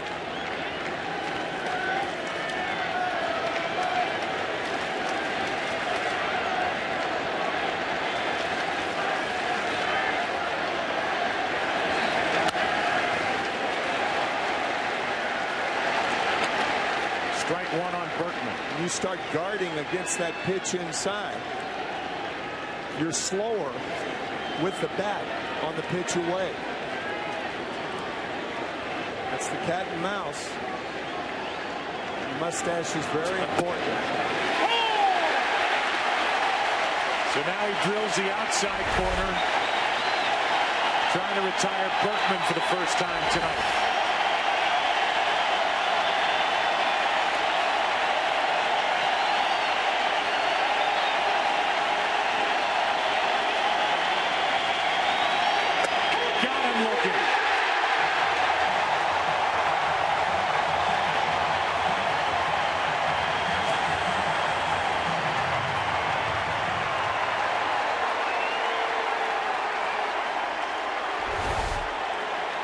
After going away, back inside. And strikeout number 5 on the night. And the reaction from that Rangers bench. Time to stretch, and we join public address announcer Chuck Morgan for the introduction of God Bless America. And now, ladies and gentlemen, we ask that you please rise as we pause to honor the men and women of our armed services, both at home and around the world. Tonight, we invite you to join in singing God Bless America with Master Sergeant Erica Stevens of the Texas Air National Guard.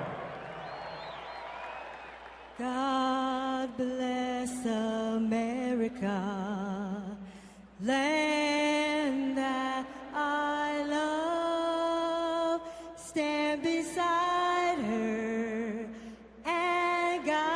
fighter through the night with a light from above, from the mountains to the prairies to the oceans, white with foam.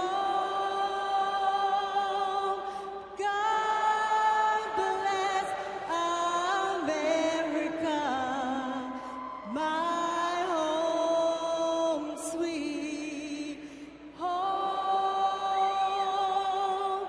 God bless America, my home, sweet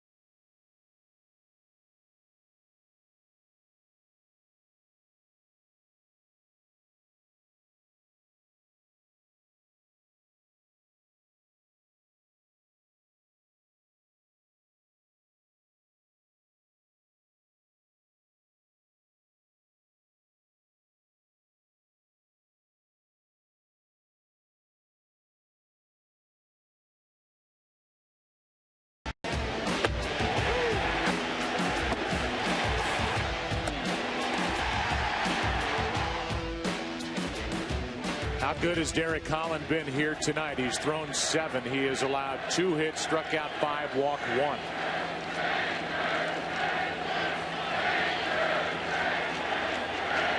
Elvis Andrus first up against Mitchell Boggs.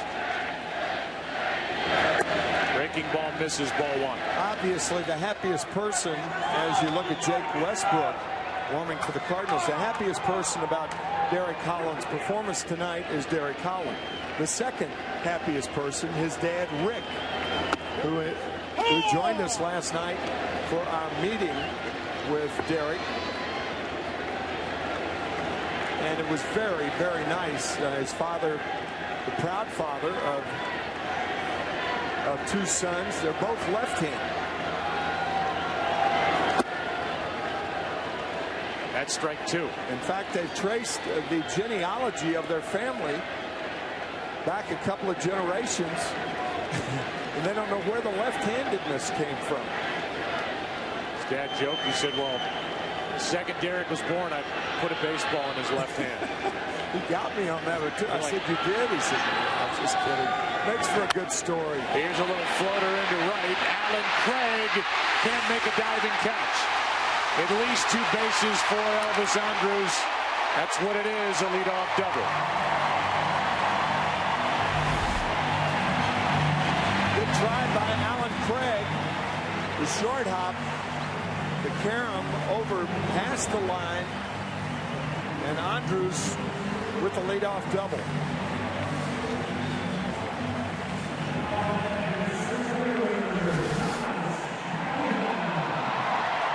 And it brings in Josh Hamilton, runner at second, nobody out. We had a multi-hit game last night, Elvis did. 2 hits last night, 2 hits tonight.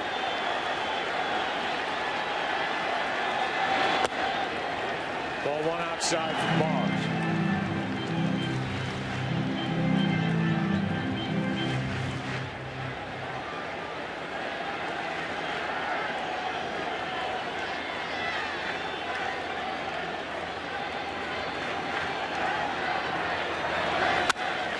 Hard hit into center, right at John Jay. 1 on, 1 out. That ball was scorched and welcome inside our booth. How about this game? How about this series? We thought it would be evenly matched coming in, and we're not that far away from 2 games apiece. Yeah, the one thing we did not expect to see tonight is the game that we're getting, a 4-0 game. We thought Holland would pitch well. Edwin Jackson matched him almost, with the exception of that early run, and then the big 3-run home run by that guy, Mike Napoli.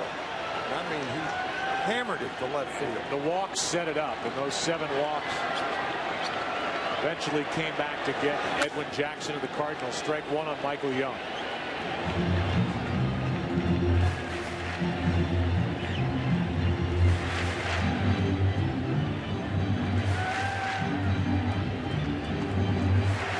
There's no action for the Rangers in their pen. It appears Holland will go back.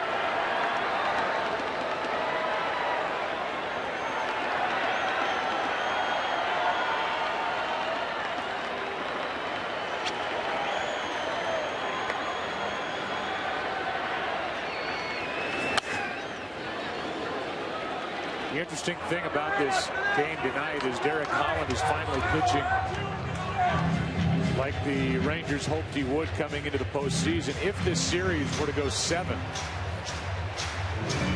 Game 7 would figure to be, unless there are changes, a rematch of last night, which is Loesch and Harrison.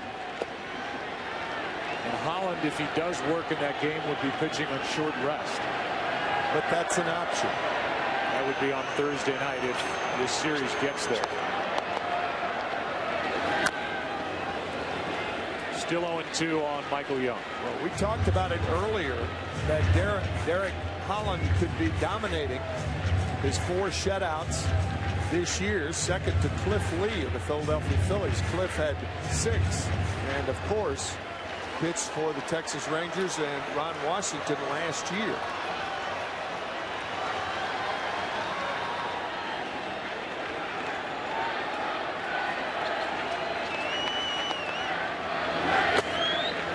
Tip. And the runner, Andrus, will have to go back to second. The count is still 0-2.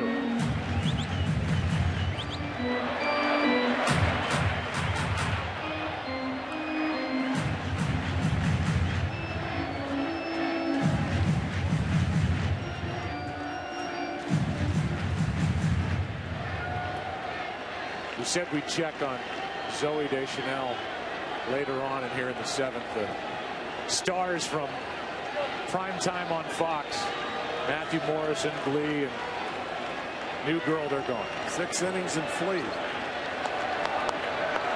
Well, maybe they're just out getting a snack. I don't think so. All of them at once. Those seats look left. The count's still 0-2 on Michael Young.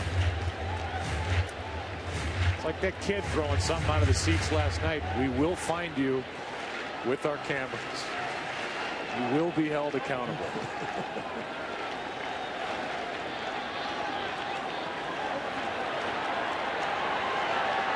Andrews a leadoff double. Then Hamilton scorched one to center but caught.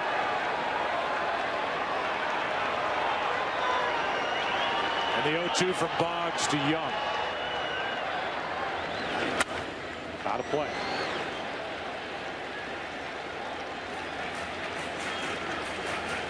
Speed affects infield defense in many, many ways. A lot of times you get that second baseman out of position with speed on at second. Elvis Andrus with 37 stolen bases. Not only is Punto towards second base, but he's more shallow than he normally would be for Michael Young, who can hit the ball through the hole on the right side.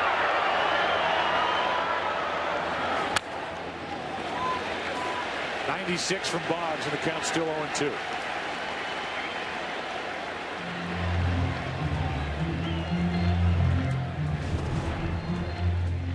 A reminder about tomorrow night: Chris Carpenter, C.J. Wilson, Game 5 here in Arlington, on the air at 7:30 Eastern, 4:30 Pacific. And there's C.J.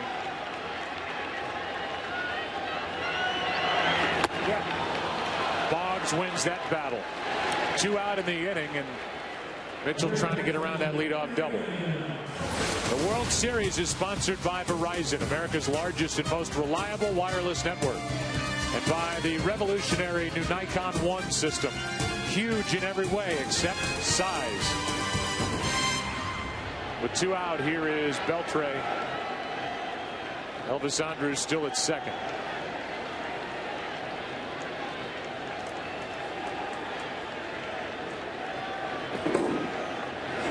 Strike one.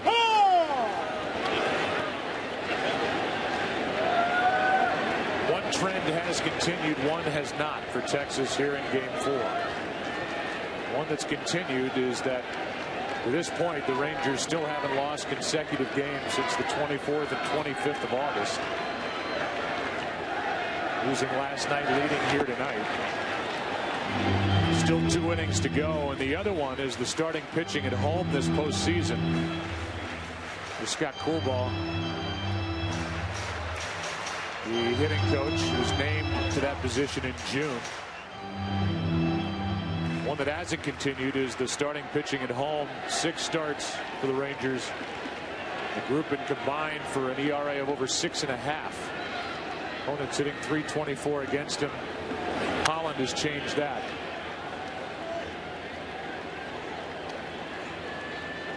The starters averaging under 5 innings per start. Holland, it appears, will pitch at least into the 8th.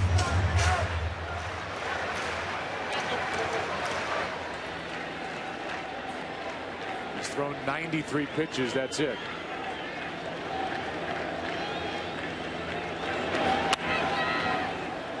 Still 0-2 on Beltre.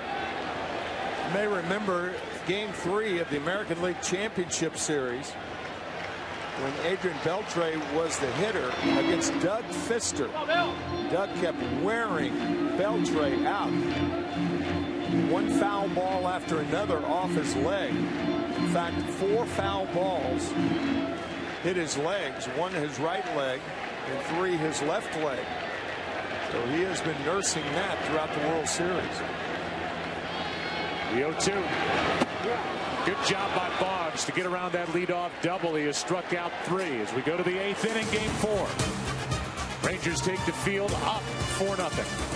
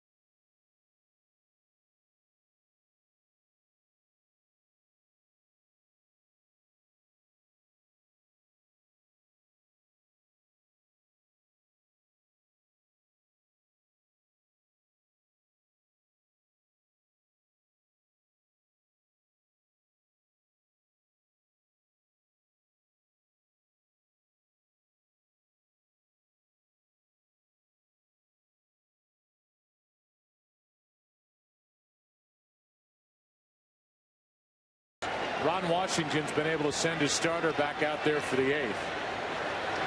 And he gets to do that here tonight in Game 4. Good breaking ball from Holland starts the 8th with strike 1 to David Freese. His 13-game hitting streak during the postseason is on the line. In the hole, Elvis Andrus. What an arm, 1 out. And the Geico in-game box score for the Cardinals. All offers except for Lance Berkman, who's 2 for 3 with a double and a single. The only blemishes along with a walk. Picked up by Punto in the 6th against Derek Holland. I know it doesn't work like that as Mike Adams is warming for Texas. Tony La Russa probably thinking, why didn't we save some of those runs last night? Strike 1 on Molina. 16 runs were scored by the Cardinals last night. Nada tonight. Nothing. 15 hits last night. Only 2. Because of that left-hander, the 25-year-old from Ohio. Over but low. 1-1. Mark McGwire, the Cardinal hitting coach. The big difference from last night. That drops in. 16 runs, nothing tonight. The average, the home runs, 3 of them by Pujols. The other by Alan Craig. This crowd has had fun tonight.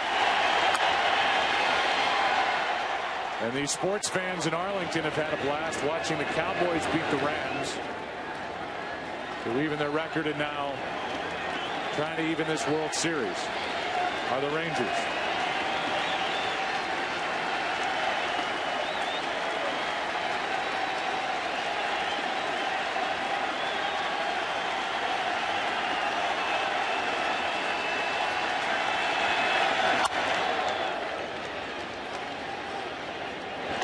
Still throwing hard.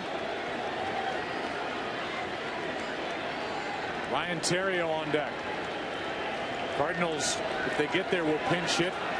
They will get there for John Jay, and you may see a change in the lineup with his struggles at the plate. That's where Napoli wanted it. 95 miles per hour, 2 out. And here was a nice moment with Ron Coppa and the bat boy in the 7th. How you doing, Nap?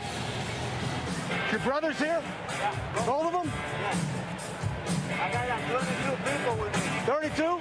That's more than me. Mind if I stand out here with you? Huh? Mind if I stand Sure, you can stand out here with me. Gotta look at the highest flag. Yeah. You know that? The night for Ron Coppa behind home plate. And it is Theriot pinch hitting for John Jay. Have to check with Yadier Molina tomorrow and find out who the 32 people are here. We know that Benji and Jose are here. And Yadier's mother from Puerto Rico. 32 people. It's a bunch. It's a lot of money to lay out for World Series tickets. I'll say.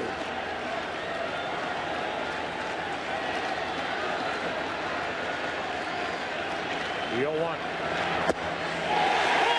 95. That's as hard as Holland has been throwing since the beginning.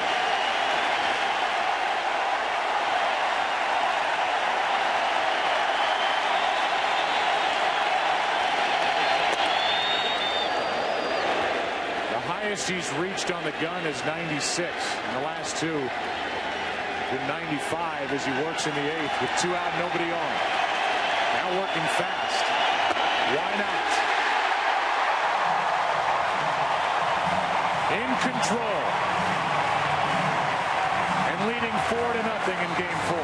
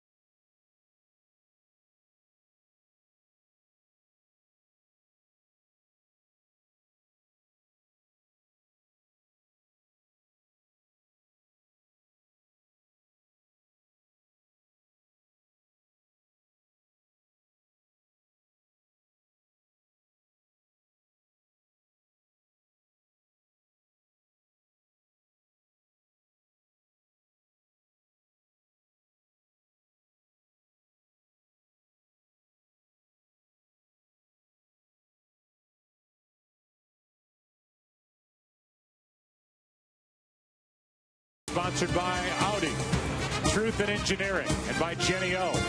Make the switch. Look for Jenny O Turkey at a store near you.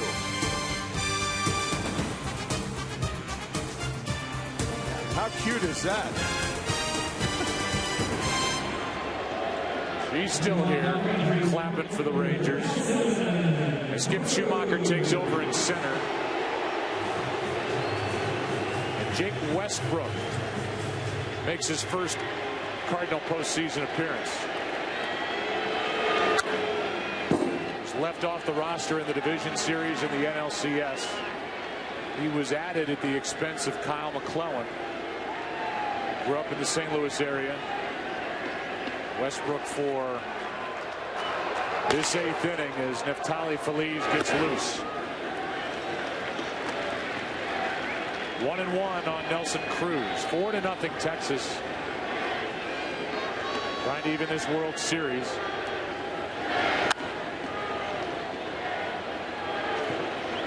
Trying to assure that this series will go back to St. Louis. Who will have the edge when that happens? Be up in large part to the 2 starters tomorrow night. Chris Carpenter, C.J. Wilson. The fly ball into right. Late break by Alan Craig, and it's a hit.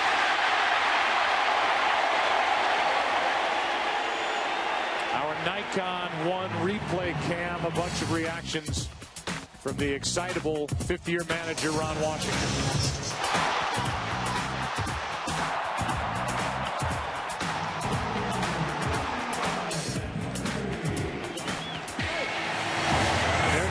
Show there. That's just Ron Washington. That is perfectly natural. That's right. Said he feels the spirit. He is just delightful. You mentioned from New Orleans.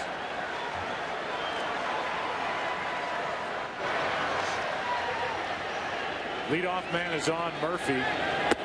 He's walked his last 2 times. Walked right in front of the 3-run home run by Napoli in the 6th. That's in the 8th.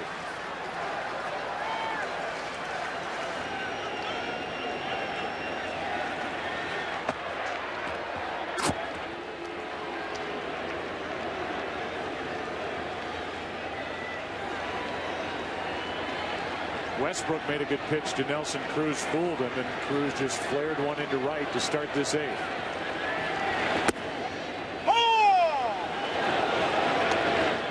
Ball, 1 strike. When Jake Westbrook is right, he gets a lot of ground balls.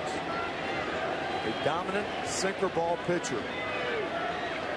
Needs one here at an infielder.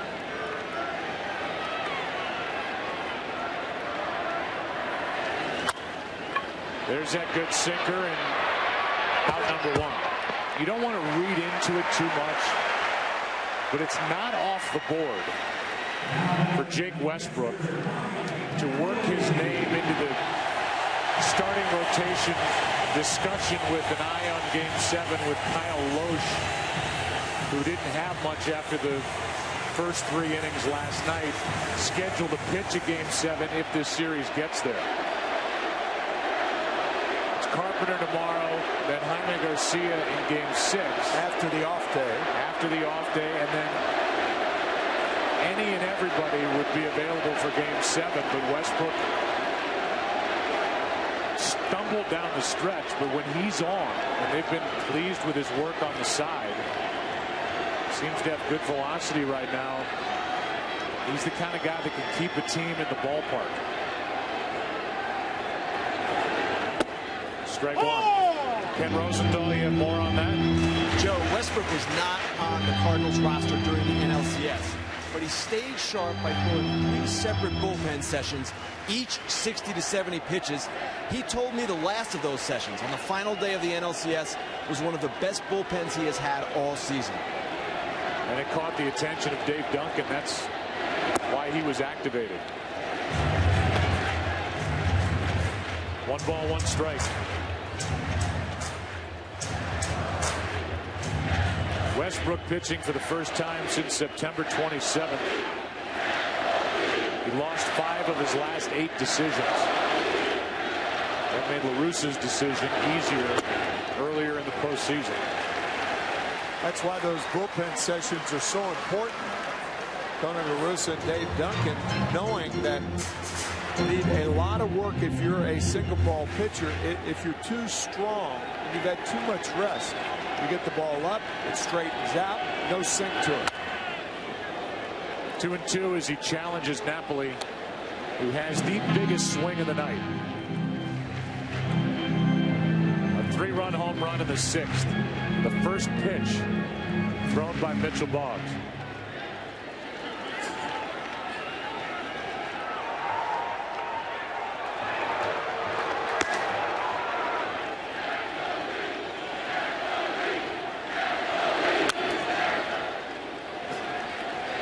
Still 2-2.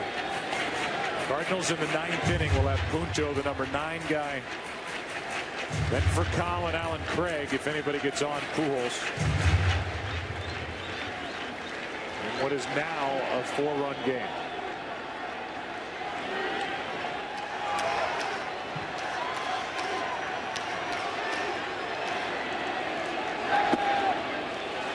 Full count.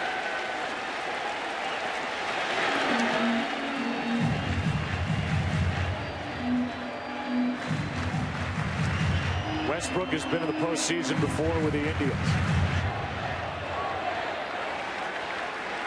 And they took on the Red Sox back in '07.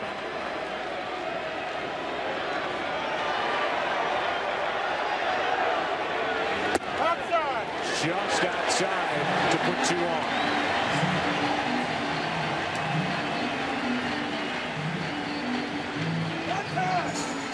Tony La Russa saying, where's that to Ron Copa, realizing that Jake Westbrook is not a hard thrower and needs those borderline pitches. But it was outside. Good call by Copa. And now Moreland, who's 0 for 3 tonight.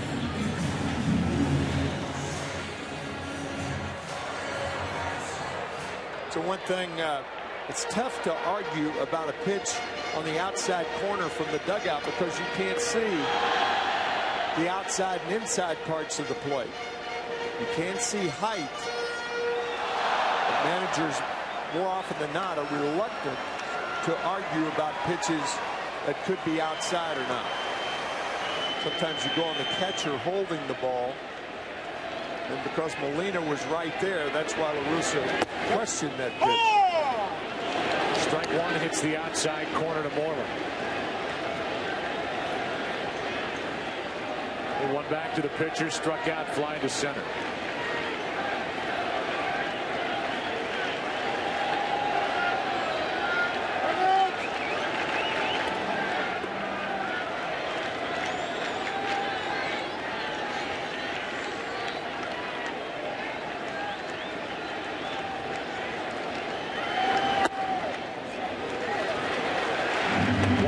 Strike.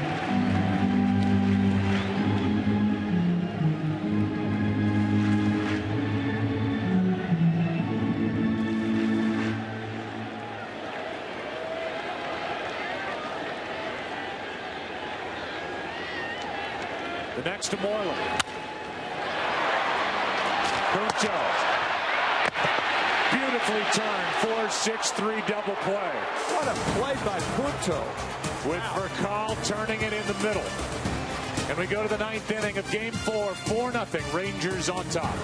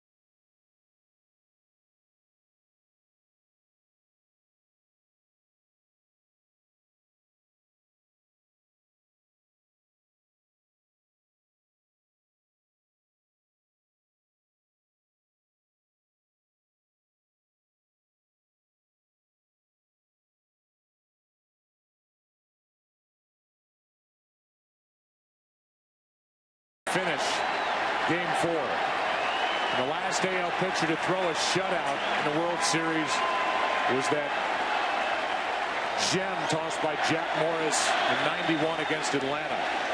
In Game 7, strike one to Punto. Hamilton moves to left. Craig Gentry is in center.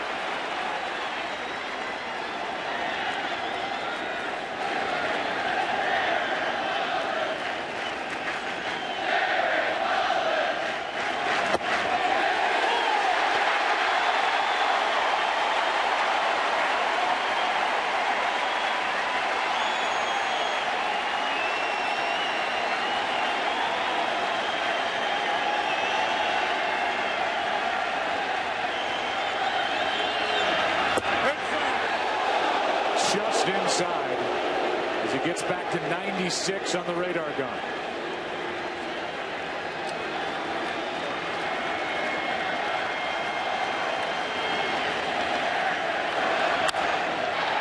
Beltre down on a knee, 1 out. Tell you, Adrian Beltre really comes into play because Derek Holland throws so many right-handed batters inside. And Beltre is among the best. He could win yet another Gold Glove this year. Now for Call, who is hitless tonight, and 2 out of 16 in this World Series.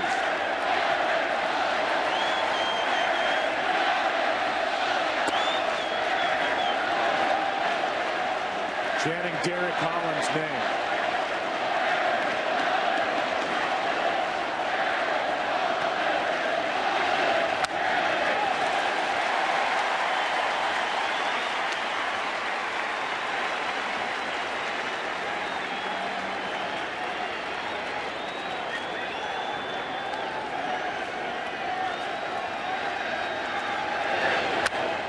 Strike 2.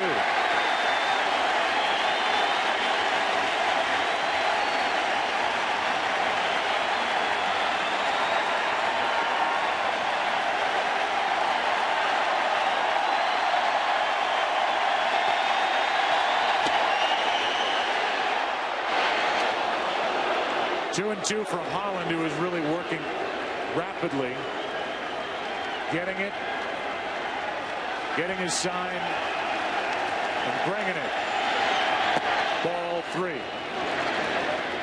And any hiccup will probably see Feliz. Holland and Napoli with great pacing, rhythm, cadence, and stuff.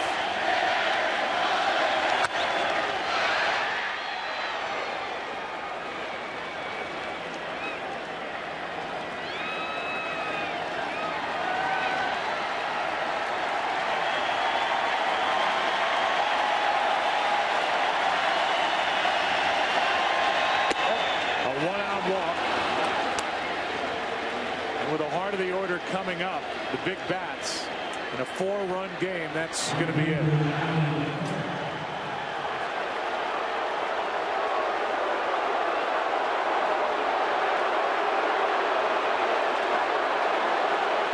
A 116-pitch night.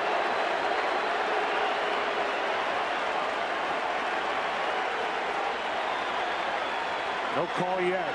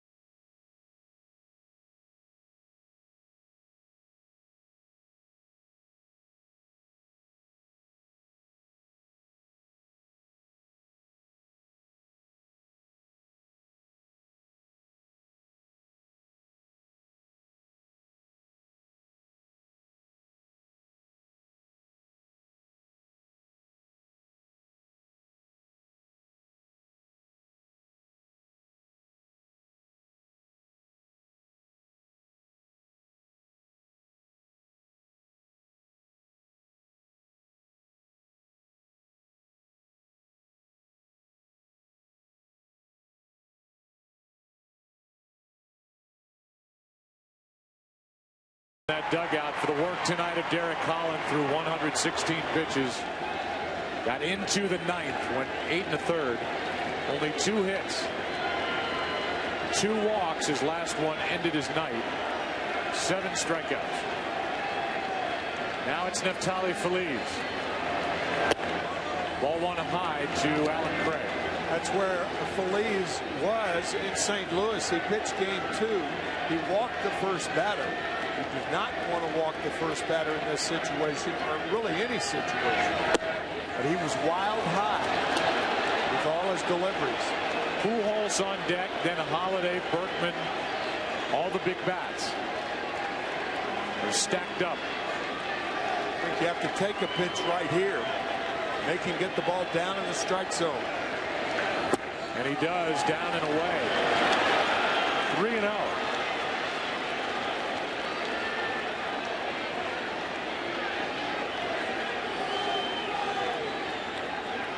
Now Feliz goes behind the mound. You see the anguished looks on the faces of the fans here at the end of a long day of pro sports in Arlington. 3-1.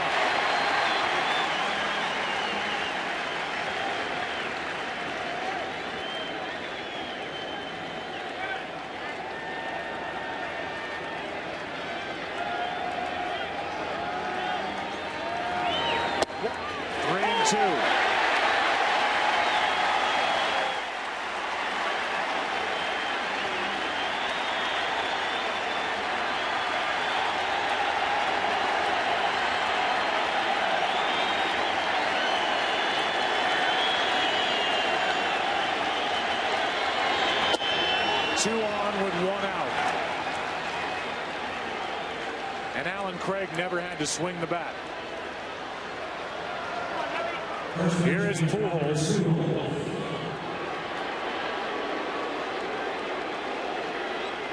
Feliz, who is 6 for 6 during the postseason in save chances with an ERA of just over 1. Is making it interesting here in the ninth.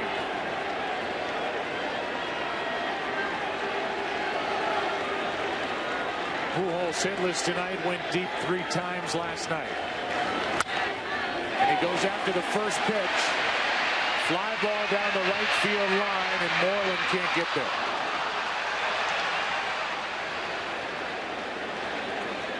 Rangers caught a break because Nelson Cruz was playing Albert Pujols so deeply in right field he couldn't make a play. And obviously you have to respect the power of Pujols. So the Cardinals actually caught a break there with Nelson Cruz playing so deep in right field. And he's back out there again. Yeah, I mean, you have to. 2 on, 1 out. And a breaking ball from Feliz is strike 2.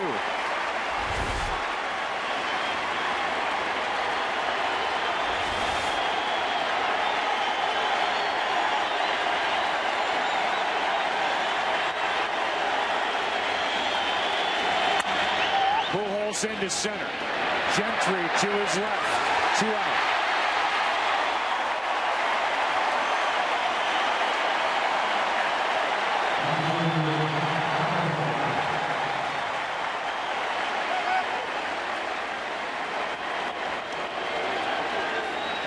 And now the last chance for the Cardinals is Matt Holliday. If he can get Berkman to the plate, Berkman would represent the tying run. John Daniels, the young general manager who has done so well here with the Rangers.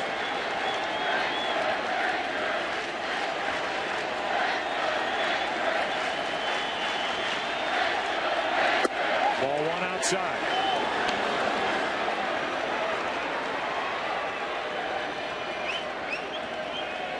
Any way to reach first base, that's in Holliday's mind right now.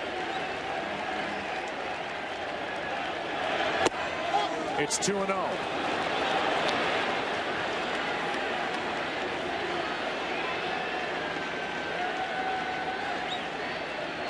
The guy on deck, Berkman, Hit 31 home runs during the regular season.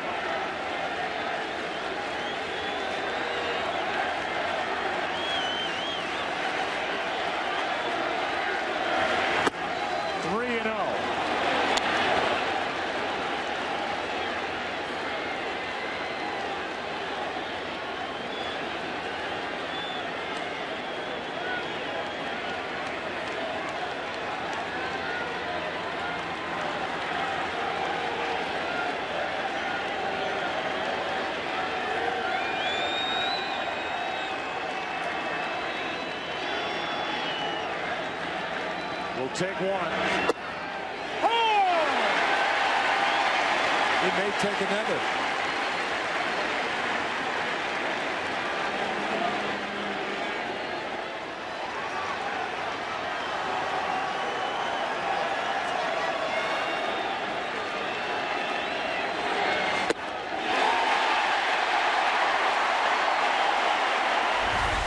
That pitch could have been up. Maybe. And it's a full count.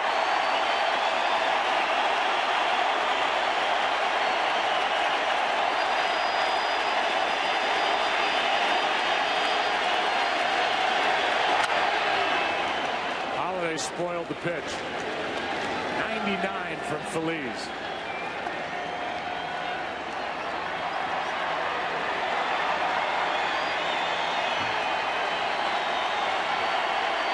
Feliz means happy in Spanish, and these fans have been happy throughout. Runners will go. And another foul from Holliday on a 98-mile-an-hour fastball.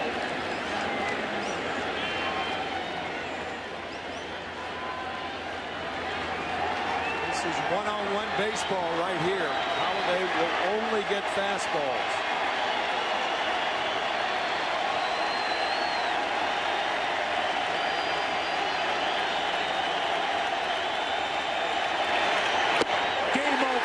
Rangers win it 4-0.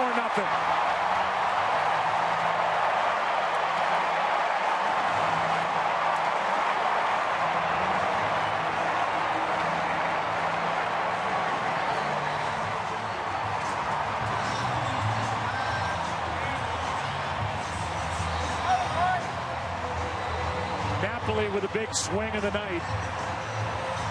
And Derek Holland did his work from the mound through 8 1/3, 2 hits, no runs. No save for Feliz. But this World Series is tied 2 games apiece. And for Derek Holland, the biggest baseball day of his life.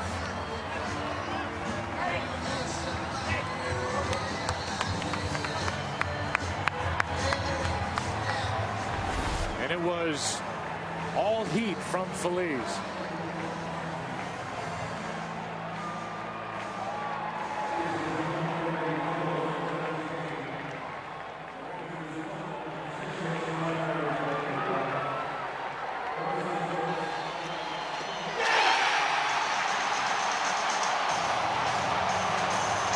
Best play of tonight's game brought to you by the Audi A8.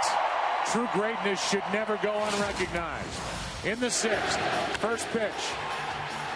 And Napoli got on top and rode it out for a 3-run shot and a 4-0 lead. That's how it ended.